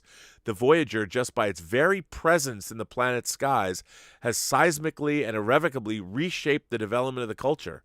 It's pretty ridiculous to me that the crew are already hand-wringing over the issue of making contact with the race when they've already, albeit unintentionally, influenced its evolution for hundreds, if not thousands of years. It's a bit like Sisko anguishing over his role in the assassination of a Romulan senator in order to win the Dominion War when he previously ordered the use of weapons of mass destruction against non-combatants and civilians in order to win against the Maquis. You are never going to let that go. I love it. The Prime Directive has already been violated in the most fundamental way. It's pretty pointless to be concerned about violating it further. While I thought Blink of an Eye is solid throughout, easily the best part of the episode for me is the last quarter, when the Voyager crew finally does make contact with the aliens, or more accurately, Gotana Retz makes contact with the Voyager crew, since he was the one who boarded the ship. At least, the two different worlds have come together. Gotana Retz, very well played by Daniel Dae Kim, is easily the most fleshed out of all the characters in the story, and was able to evoke the emotion as he recounted to the crew of how their presence had inspired him throughout his life. The story concludes on a rather poignant note, with an elderly Gotana Retz back on the planet, gazing up at the night skies at the skyship, the object that had shaped the evolution of his people, finally disappeared off into the distance. While he and the other denizens of the planet may be existing in an accelerated time frame, the reality is all our lives are really nothing more than the blink of an eye in the long history of the universe. We are all like Gotana Retz, gazing wistfully up into the heavens, longing to know what wonders may lie beyond. Live long and prosper, Willow. Listen, I love this episode. I love Blink of an Eye. It's one of my favorite Voyager episodes. It's actually one of my favorite Star Trek episodes, and I don't disagree with you. But remember, in Star Trek lore, there is a race called the Preservers that are first really mentioned in the Paradise Syndrome in the third season of TOS, that are further alluded to in the sixth season TNG episode The Chase, which seeded the galaxy with life forms in their own image, humanoid life. So the reason why there is so much humanoid life in the Milky Way galaxy is because the Preservers made it so. That's why there's so many humanoids. I know that's a convenient excuse, but that's the one that we have. But yeah, I mean, I think Blink of an Eye, I really love that episode a lot. I think it's great. So, wow, you know, I certainly hope that I'm still airing this show, because I just noticed that I was looking at my live chat and it's kicked me out. It kicked me out of the live chat that I was in. I guess I am. So I'm back. I'm back in my live chat, I hope. Let's see if I'm back. We'll see, because I don't know. It would be nice if the live chat's still going. I assume it is. It happens. Okay, I'm back. And let's see what you guys are saying. What are you saying? I don't know, because I haven't looked into that yet. Let's see where we at. Let's see. I was back here. So Willow sent this in yesterday, but because I wasn't on yesterday, I'm going to read it today. Willow says, when asked about the prospects of a black James Bond, you've said that you'd want them to do something new with the character that would be different from the traditional white character. In general, when there's a quote-unquote minority character, is it better to just have them be there without drawing attention to the fact that they are a minority, or should there be something unique done with the character due to their minority trait, or does that depend on the situation? I think that's a good question.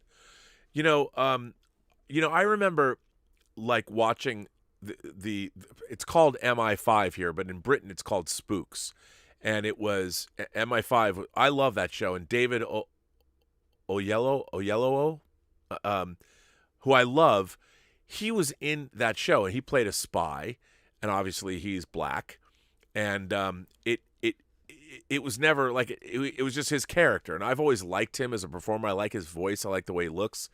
So in that show, race wasn't an issue. He was just a black spy. But I've often thought, like, I think, again, like, I think Idris Elba's great. I love his voice. I loved him as Stringer Bell in The Wire. I mean, he was incredible in The Wire. I didn't even know he was British.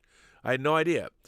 But I think in the case of in our day now, in this weird way, I guess the people want to appear, I don't know. It's bizarre to me that there's all this talk of, we need a black James Bond. I mean, I wouldn't care. I don't care what color a character is if they're well played and well written and well directed. I like people of all shapes, sizes, colors, and creeds. I don't care if they're characters. But the problem is, in the case of James Bond, since you brought it up, if you're going to do a James Bond and you swap his race, other than being an attempt like, oh, we have to we're going to make our character a black. The problem is the character of James Bond is a literary character that was written a specific way by Ian Fleming to represent a certain era of time and a certain nationality and all of that. And to me, if you are going to suddenly just change his color, well, okay, I guess you could do that. But as a viewer, I'm always going to be asking why. We're gonna cast a new James Bond, and we're just going to make him just the exact same as any other James Bond. Well, my problem is, as we all know, we've never had true equality in this country. There's never been true equality in the United States. Britain is different because they didn't have the kind of slavery that we had here. But there's still, look, you go anywhere, people hate each other. My question is, are you going to incorporate his color or gender? I'd feel the same way if suddenly James Bond becomes a woman, much less a black woman. It doesn't matter. But if you're going to swap gender, I would feel the same way. Like, why are you doing this? To me, I mean, yes, for representation, sure. I guess you can have a character like a black James Bond. James Bond has been the same way since he was created, but let's make him black. Well, to me, if you don't have a reason to do that, like the character being black should inform, other than just being representative, I think that's weird, and it's tokenistic. I mean, I would think that, I mean, if I was black, I would want, I mean, me being a Jew, I wouldn't want somebody to just come out and say, well, this character is Jewish now. Well, that's sort of pandering, and I don't, as a viewer, as an astute viewer, I don't need you to make a character Jewish for me to suddenly feel I'm being represented on the screen. I don't need that. And if you're going to bring Idris Elba into doing something, Idris Elba deserves having his own thing. Like, I would think that Idris Elba, like I would want as a viewer, if Idris Elba was turned into a kick-ass spy, I would want something that belongs to him, as opposed to him being in a long line where everyone's going to say, well, historically, James Bond was always a white man until Idris Elba came along. It would be the one thing that defined his role as Bond. He'd be the first black Bond. And that would be like, does anybody want that? Like, I don't know. So I don't object to it. I don't care if you want to change even gender. Like, if somebody wanted to make a female James Bond, I'm like, okay. But now, are we going to watch a character that's actually a female who's also James Bond, or are we just going to watch another James Bond movie with the main character who happens to be a female? I mean, I think one of the problems with all these things is that I think it's interesting to take the differences that men and women have. How is a woman's secret agent, how is she able to do things that a male secret agent couldn't do? And we've sort of seen that in movies like La Femme Nikita. And I find that interesting. I mean, if you've got a reason to do it, by all means, I have no problem. But I think that that if somebody has a minority trait, if you're plugging them into a role where it's been traditionally played for decades by a certain member, by a certain gender or race or whatever, if you're going to do that, and you all know that I think that there's one race of people. So ultimately, it doesn't bother me, but I'm wondering from a storytelling standpoint, how do you get over that? How do you effectively tell your story when you've gender swapped or given a character minority trait? Because then that becomes the first and foremost thing that you see. I mean, hopefully, if it's a well-written character and it's Idris Elba, Idris Elba would be a killer. I'll watch Idris Elba in anything, as far as I'm concerned. I just like listening to his voice and watch him walking around. He's just a very handsome, very powerful-looking guy that usually, at least to me, seems like I could have cried a river when Stringer Bell died in the Wire, but yeah, I think it's tough, but I'd rather see new characters. I'd rather see a character that I define as being part of whatever it is that they're making. So, Nikita Mohanan, Nikita Mohanan. Nothing at home can replace the hooting, whistling, clapping, and cheers you experience only in a house full of shows of these big spectacle movies like Endgame. Nikita, I agree with you 100%. I don't want movie theaters to go away. I don't. But we've proved that we can live without them. And once we prove that we can live without something, that way lies death. So, yeah, I want theaters to come back. But Justin Toner, our own Justin Toner says, "Hi, Rob. I'm excited as you are that Scream Factory will finally be releasing the 1976 King Kong remake on Blu-ray in May for the first time in the U.S. No, it's come out on Blu-ray before. I have it. It has come out before. They already said it will include the theatrical cut and the extended TV cut. Well, that's cool. I want to get that. But yeah, John Gillerman's movie, I kind of like it. I like that version of King Kong. Is it great? No. But I like it because I saw it when I was a kid. Justin goes on to say the extended TV cut of Kong 76 has never been released on home video before. That's right. So can't wait to see it. I hope they have lots of good extras and a good transfer of the film. God bless physical media. Cheers. Justin, I'm with you 100%. By the way, that brings up something. As many of you know, I produced a movie called The Hills Run Red. It's a rough, rather unpleasant slasher movie that I particularly enjoyed, directed by Dave Parker. And since you did bring up Scream Factory, and you all know that last year in June, The Hills Run Red came out on Blu-ray for the very first time, and I produced, along with Dave Parker, 6.5 hours of special features. Well, for your physical media junkies and physical media needs, check this out. That's right, Scream Factory. Just in time for Valentine's Day, Love is the Scare. There you go. Love's in the air, Love is the Scare. The Hills Run Red is on sale right now, half price. Half price at Shout Factory's Love is in the Scare. Look at that.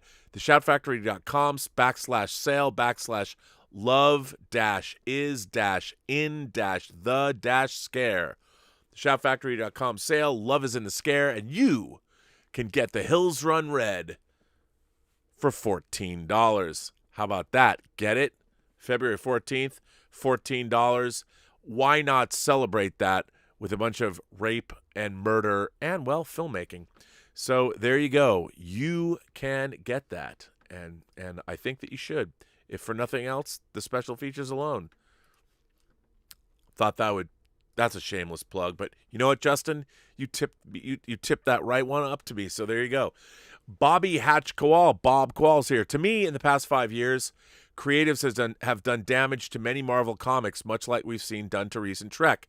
It looks like the MCU will be tapping into this material. Feige's track record is great so far, but I'll confess, my spidey sense is tingling. You know what? I have no reason to believe that. I think they've done a good job so far. I think they know what works and what doesn't work. I really do. I don't think we have to worry. Trust in Feige.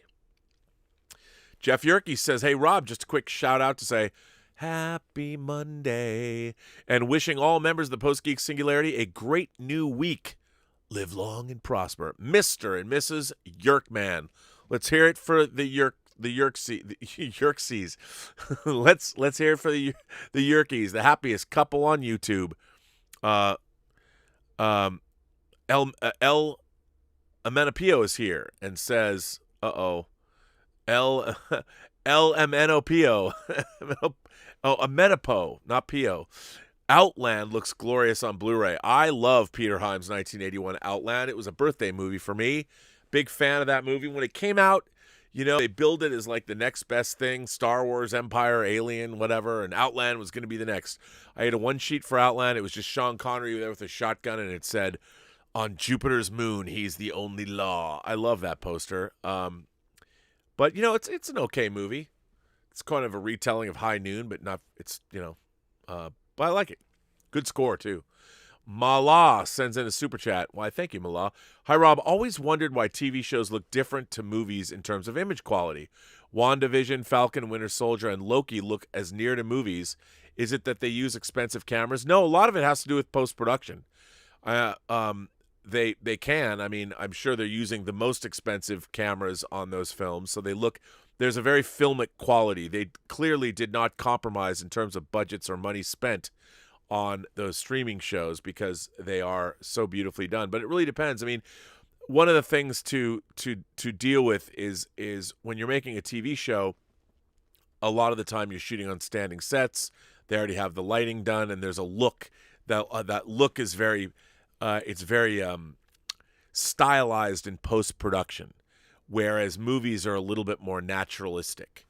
But that's not always true. It really depends on the television show itself and how it works. But yeah, I mean, movies, when you can spare no expense, there's a lot more bells and whistles that they can use, and they rely a lot less on, the CSI movies or the CSI shows. When you watch CSI Miami, it was so over-processed. It had a look to it, but that look was heavily influenced by what they did in post-production with color timing and things like that. They don't do those kinds of things with WandaVision. It looks much more bigger, more lush. There's a lot more big crane shots, and there's just the way it's shot more like a film, so they probably spend a lot longer actually shooting it too. There's a lot of reasons, actually.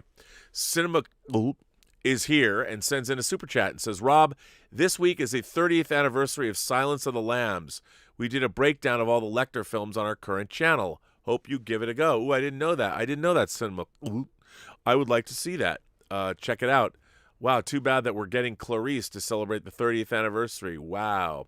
Roger Haynes sent in a super chat. Thank you, Roger Haynes. Calvin is here. Calvin Bowes is here. So what did I think when I said the Dick Van Dyke Show would be a good model if you wanted to do a Star Trek comedy? I think you're right. As we know, WandaVision took heavily from the Dick Van Dyke Show, and look at how it's working out for them. Wait a minute.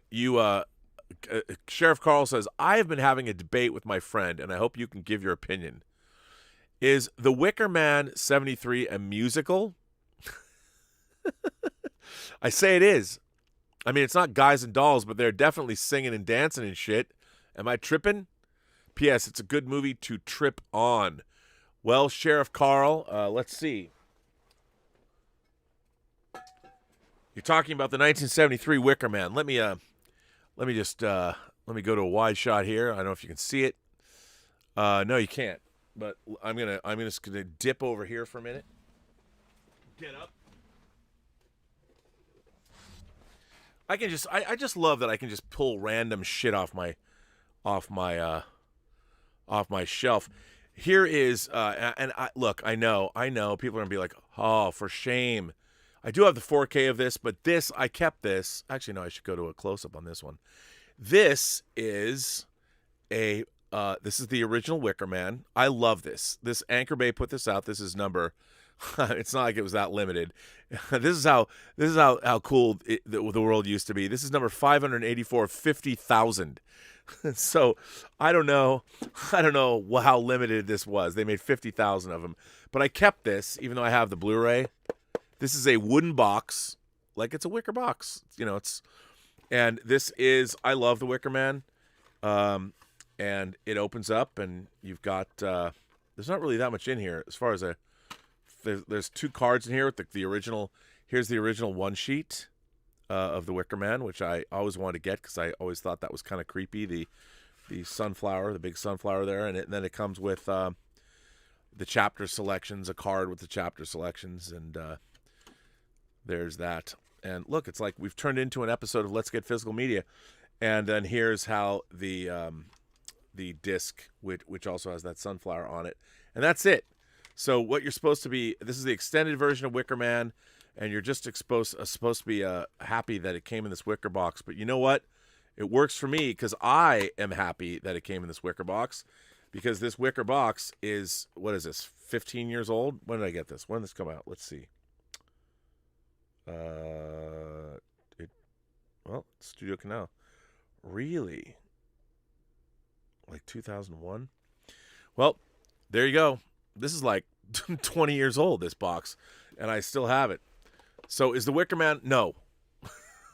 To answer your question, The Wicker Man is not a musical. I understand they do a lot of culty singing and weird kumbaya shit, but it is not, my friend.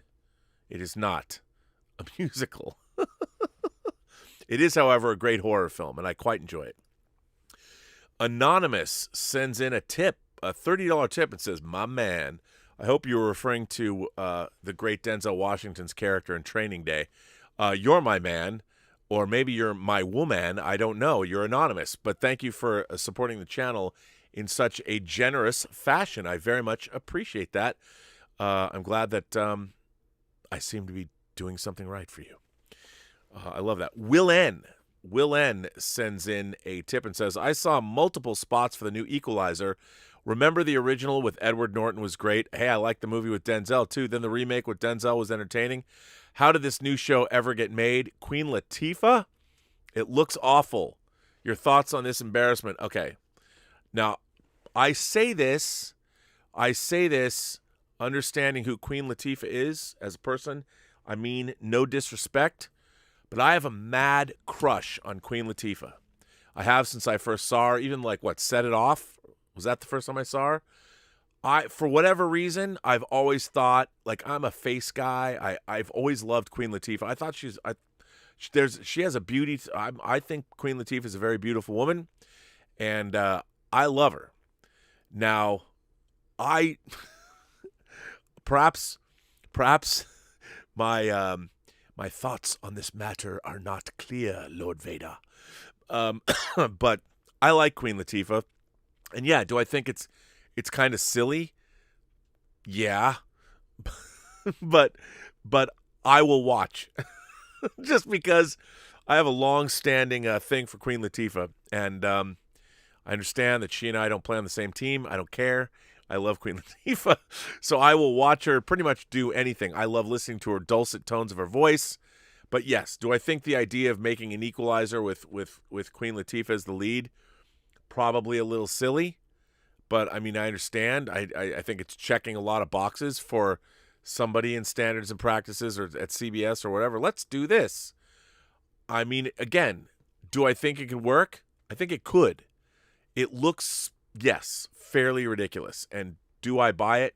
Not yet, but I will say this. I am pulling for my queen. I want to see her. I want to see her pull that out. I would love that show to wind up being the surprise hit of the fall, or actually the spring, whenever it's going to be on. So, but yeah, and I love the Denzel Washington Equalizer movies. I did, man. I did. Karis became a member. Thank you, Karis. But I think the whole thing is a little, maybe they know something we don't know. Maybe. Joshua Levesque is here and says, our own moderator says, "Hey, Rob, as a huge Tom Brady fan, last night's Super Bowl win was awesome to watch. The game made up for the boring halftime show and lack of MCU trailers. Did you enjoy the game?" I did not. I did not watch any of the game. Unfortunately, I was inundated with work, to be honest. And part of that work was doing a companion video for John Campea. I did a video for John Campea that you can see on his show, where it's like 2.5 hours long, where I answer questions. Any chance you can show your Vision hot toy and fully articulated? Yes. I will show my Vision hot toy and fully articulated. It's right over there in a box. We're going to have a great fully articulated this Wednesday. Justin from Justin's Collection, my favorite YouTube channel on the web, is joining us once again. Me and Az, Heel versus Babyface, are going to be joined by Justin. And the premise is we're going to show our 5 favorite, well, it doesn't have to be Hot Toys, but our 5 favorite 6th scale figures. So there you go. The Vision Hot Toy is really great. The costume is great. It looks fantastic. The cape's great. I love the Vision Hot Toy. And I got the Vision Hot Toy for free with my credits at Sideshow. That shows you how insane I am. But yes, I will do that, Joshua. Claudius! My man Claudius is here. Oh, man. Bonsoir, mon cher Robert. Comment allez-vous? Big question. How would you bring the X-Men into the current MCU? How about starting from the beginning and make Aurora, Logan, Kurt, and Peter original students with Gene, Scott, Bobby, Hank, and Warren? You know, that's pretty much the best idea I've ever heard. Just start like they did in the comics. I think the only thing that people talk about that, look, the Eternals have been on Earth for thousands of years. No one knows they're here. Obviously, Apocalypse was a mutant back in Egypt, and mutants have been around for a long time. They haven't gone mainstream. There just hasn't been many of them. They've all been closeted. They've all been in the dark for a long time. The big problem is the central conflict. I think they could absolutely look, they talked about Children of the Atom. Like I think somebody was saying today on the John Campea show that mutants have always been around. It's just that the mutant gene has been dormant, basically. I think as a result, as far as the MCU is concerned, as a result of the snapping, that they could do exactly that. Mutants are starting to emerge. And while, yes, can you make Magneto a concentration camp survivor? No. But I think you absolutely go back to the beginning, and these mutants that are beginning to come out, they start out being absolutely start from the beginning and make Aurora, Logan, Kurt, Peter original students with Gene, Scott, Bobby, Hank, and Warren. I love that idea. And you start them out all as young X-Men. Why not? I think it's a great idea. You could do that, and I think it's great. Sheriff Carl says The Doors has a very great tripping scene with The End. We used to do our own version of that in the sand dunes in Discovery Park. The good old days when you had to pack around a boombox and 6D batteries. Glory days. Are you talking about Discovery Park? You are in Seattle, right? I used to go out there too. I used to go out to Discovery Park. I love Discovery Park. Is it still there? Is it full of homeless people? What's Discovery Park like these days?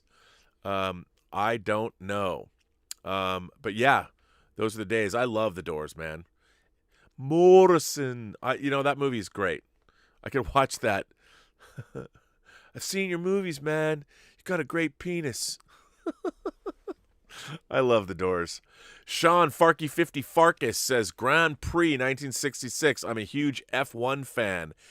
This movie's cameras and recreated cars were simply outstanding and never quite have been duplicated in any car movie. I agree.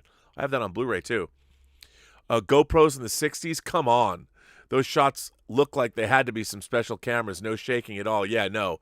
Grand Prix has amazing cinematography. I love Grand Prix. I grew up an F1 fan because both Corgi and Dinky made F1 cars. I remember my Lotus, I had a black John Player Special Lotus it had like gold trim. I love that car, and I had a bunch of F1 cars. I like that. I think it's great. And all of you people became members. Thanks for look at this. I mean, these are all old, but thanks for becoming members. Our man, Mark C. Mark Chure. I haven't seen you around these parts for a while. Our own toxic fan, Mark C., who's really not a toxic fan, but he's self-described. Mark C. is back. Mark C. says, discovered late last week, I have a rare, non-aggressive cancer of the pancreas and liver. Oh, my God. If you ever feel a little off, get yourself checked out. I'm glad to hear it's not aggressive at all. I'm glad you got yourself checked out. No wonder you haven't been around, Mark. I wish you all the best. I know everybody here does too. We need our toxic fans to stick around for as long as they can. So I hope you feel better. Please keep us updated. It's good to see you back. Bob Kowal says, I recently saw Voyager's episode Retrospect for the first time. One of the best Voyager episodes that I've seen, involving 7 and 9. Very relevant to today's Me Too issues. Insightful and cautionary in a way you might not expect. I agree with you. I like that episode a lot, too. You know what? To tell you the truth, though, I don't know what season that's in, and I want to find out.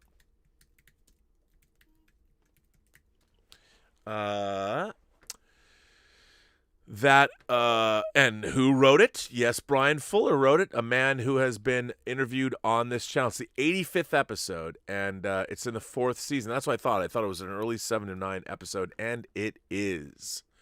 Yeah, it's a good episode. Good episode, written, of course, by Brian Fuller. Now you make me want to go back and watch it, and I can.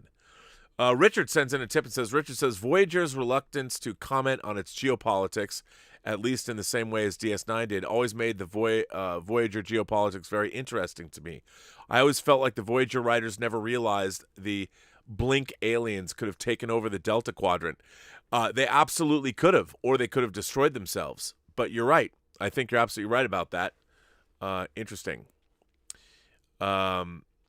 Calvin Bowes says, one bad case of race swapping was Wild Wild West. They don't even explain how a black person was an officer during the Civil War.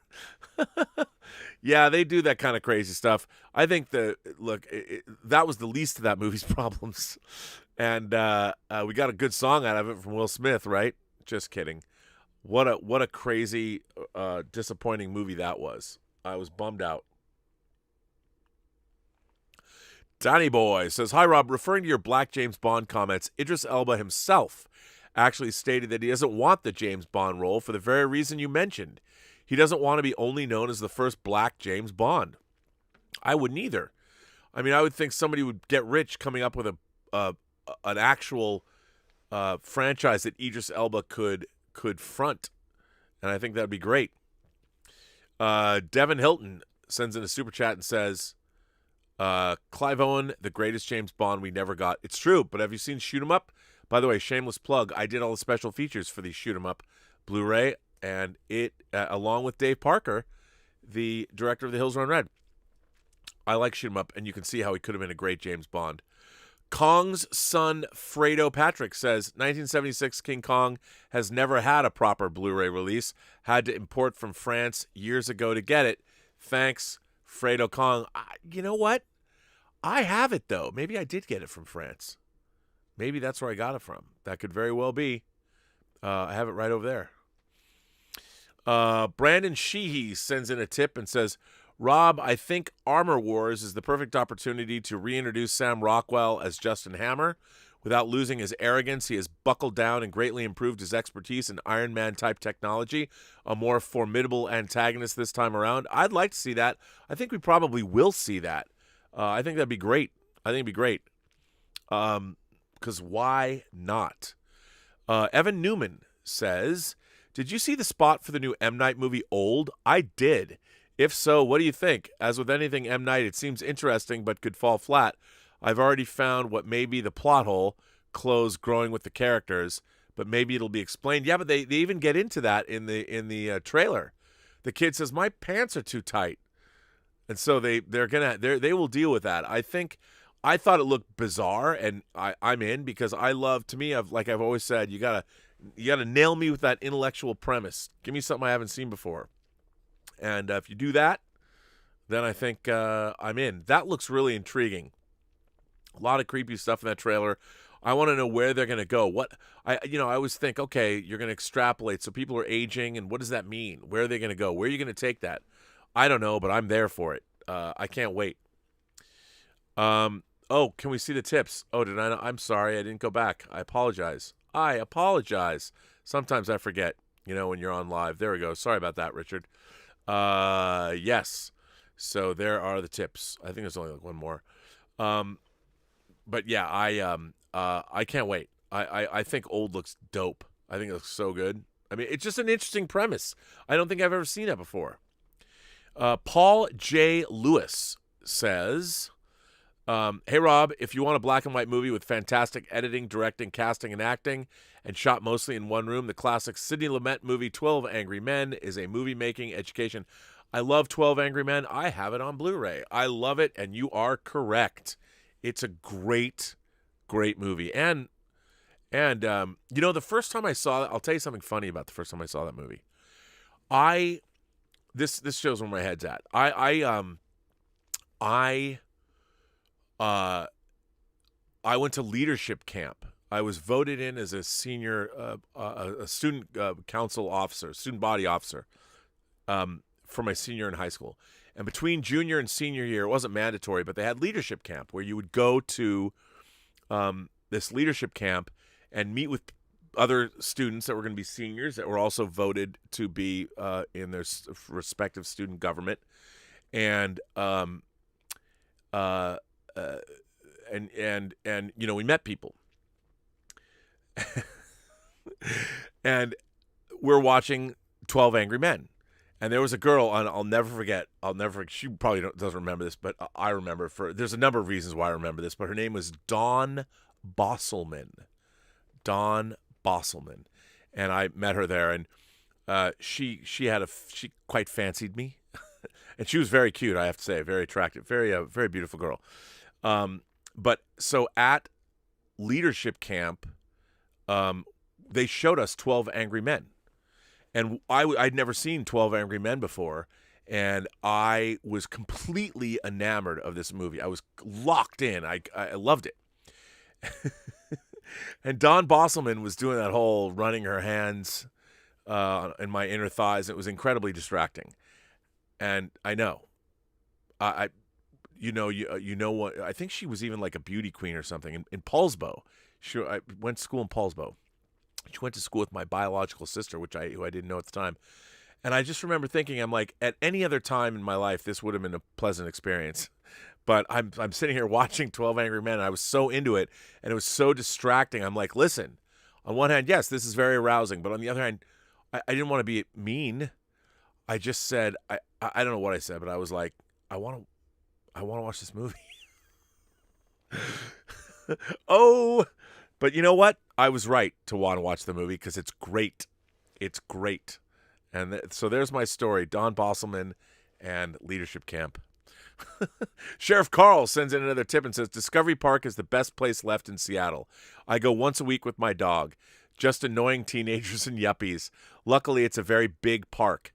I also have that Wicker Man set. I keep joints in it these days. What is or was your favorite Seattle area park? Well, I love Discovery Park, but the place I hung out the most, well, there was a park on Mercer Island. I grew up on Mercer Island. I hung out a lot at Luther Burbank, a lot during the summer. So Luther Burbank on Mercer Island was one of my favorite parks. Discovery Park was good, but it was far out, and it was hard to get people to go with me. But I still love, every time I go to Seattle, I loved Alki. I know it's a small spit of a beach, really, but I love Alki. I used to live out at Alki, spud fish and chips, sitting on the beach. I loved Alki. But yeah, those are my favorite places to hang out. And whenever I go back and visit my mom, I try and get out to Alki at all. Richard says, what do you think of the BBC casting black actors for Tudor period pieces for historically white people like Queen Elizabeth? Or how about Anne Boleyn being black? I think, look, I mean, I guess it doesn't matter. But for me, if you're trying to be evocative of a period and you're casting somebody, I don't care what ethnicity they were, if you're casting somebody that wasn't of that ethnicity, I think you shatter the illusion of verisimilitude, at least for me. I think we've gone a little too far. Like, we have to acknowledge, I think it's more important, rather than have this inclusion by hiring actors that clearly are not of the race that these people were. And when I say race, the color, I'd rather say color, that the people originally were. You're undercutting the reality of what you're doing. I would never do that if I was making something that was historically accurate. And also, on the other hand, you're not doing anybody any favors. It's not like people who are educated don't know that you're just doing some weird pandering to, like, it's like, if I cast General Patton, I'm not going to cast a Japanese actor to play General Patton.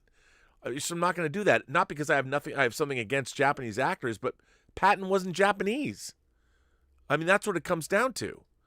They weren't Japanese. I certainly wouldn't make, if I was going to remake Roots, I wouldn't have Kunta Kinte being played by anyone other than a black man. Like, why? I wouldn't even have Kunta Kinte being played by somebody of mixed race. Because why would you do that? I mean, I think that in a way that sort of denigrates the character himself. You can't. I mean, I understand we're in a period of time where everybody's trying to overcompensate, and we're all look. The sooner we acknowledge our historical past, that human beings have hated other human beings for a long time, and we still do since we've been alive on this earth. According to 2001, one group of apes hated another group of apes because they had a watering hole, and until the monolith came down and said, "Hey, why don't you pick up this bone and you can use it? That ape over there, the leader of that tribe, you can bash his brains in and take over their water." I mean, we've hated each other since we weren't even human. So I think it's silly. It's weird. So I don't Anonymous says, "What is your favorite dicks to eat in Seattle?" Okay. When I want to eat a bag of dicks, I have to say I would go to Capitol Hill because that's where I grew up. My grandmother, one of my grandmothers, lived right around the corner, right like 2 blocks down and over from the Dicks on Capitol Hill. But I think my favorite Dicks is 45th. I think it's my favorite Dicks. Although I do like the Dicks across from the Uptown by the Seattle Center. I consider that upscale Dicks. My home Dicks is Capitol Hill. My upscale Dicks is Queen Anne, and late night party Dicks is U District Dicks. That's how I thought about it when I was, I was usually out because in college I was usually out somewhere, probably drunk. That was Northeast 45th Dicks, and I met lots of girls there. Capitol Hill Dicks was childhood Dicks. And then Uptown Dicks was, you're going to the Seattle Center to a concert. Like I saw Frankie Goes to Hollywood at the arena. I probably went and I saw Kiss at the Coliseum. Probably went to upscale Dicks. Or when I went to the Uptown to see a movie, I would go to that Dicks. But those, and you're asking me my favorite though. As much as I used to see Mix a lot at Dicks on Capitol Hill. He would hang out there. I think 45th Dicks is my favorite. But, that's just a stand unless they put tables and chairs there. There was nowhere to, you ate in your car. But, yeah, it's different vibe. These, by the way, Anonymous, this is a very important question. And it's a tough one. Richard says, "You sure they're not just being provocative? We know a lot of these producer types love getting a rise out of their fans. See Picard." Yeah, man. I wish producers would get over that. Tell a great story. But that's what I have to say about that. Well, ladies and gentlemen, boys and girls, gentle folks, kind beings, however you identify across these 28 known galaxies, Robservations episode number. My God, I can't even believe that we're on what episode now? 615. 615. That's amazing. Somebody in the chat said, so Rob liked to mix his dicks up a bit. You got to mix your dicks up. Some dicks have better fries than other dicks. It's the way it is. I mean, when you're going to eat a bag of dicks, everybody has a favorite dicks to eat. It's true. Ask anyone from Seattle. They'll tell you. They will tell you. I think there's also a Dicks in not, is it Juanita? No, there's Green Lake. There's Green Lake Dicks too, right? Did I include that? You know what? I never went to Green Lake Dicks. Or no, there's Green Lake Spud. Am I thinking Dicks? I don't know. To me, there was only 3 Dicks. One of the 3. You got to pick. Anyway, for those of you who don't know, Dick's Drive-In is a staple of Seattle. It's been there forever. It's been there for at least over 50 years. I love Dick's. It's kind of like In-N-Out, but it's cheaper than In-N-Out. And if you live in California, if you live in LA, but everyone loves Dick's. Is like, Everyone loves dicks. So, and on that note, I want to thank everybody for your generous contributions to this channel via super chats and tips. If you like what we do here, please like, please hit like, please subscribe, please smash that like button, as other people say.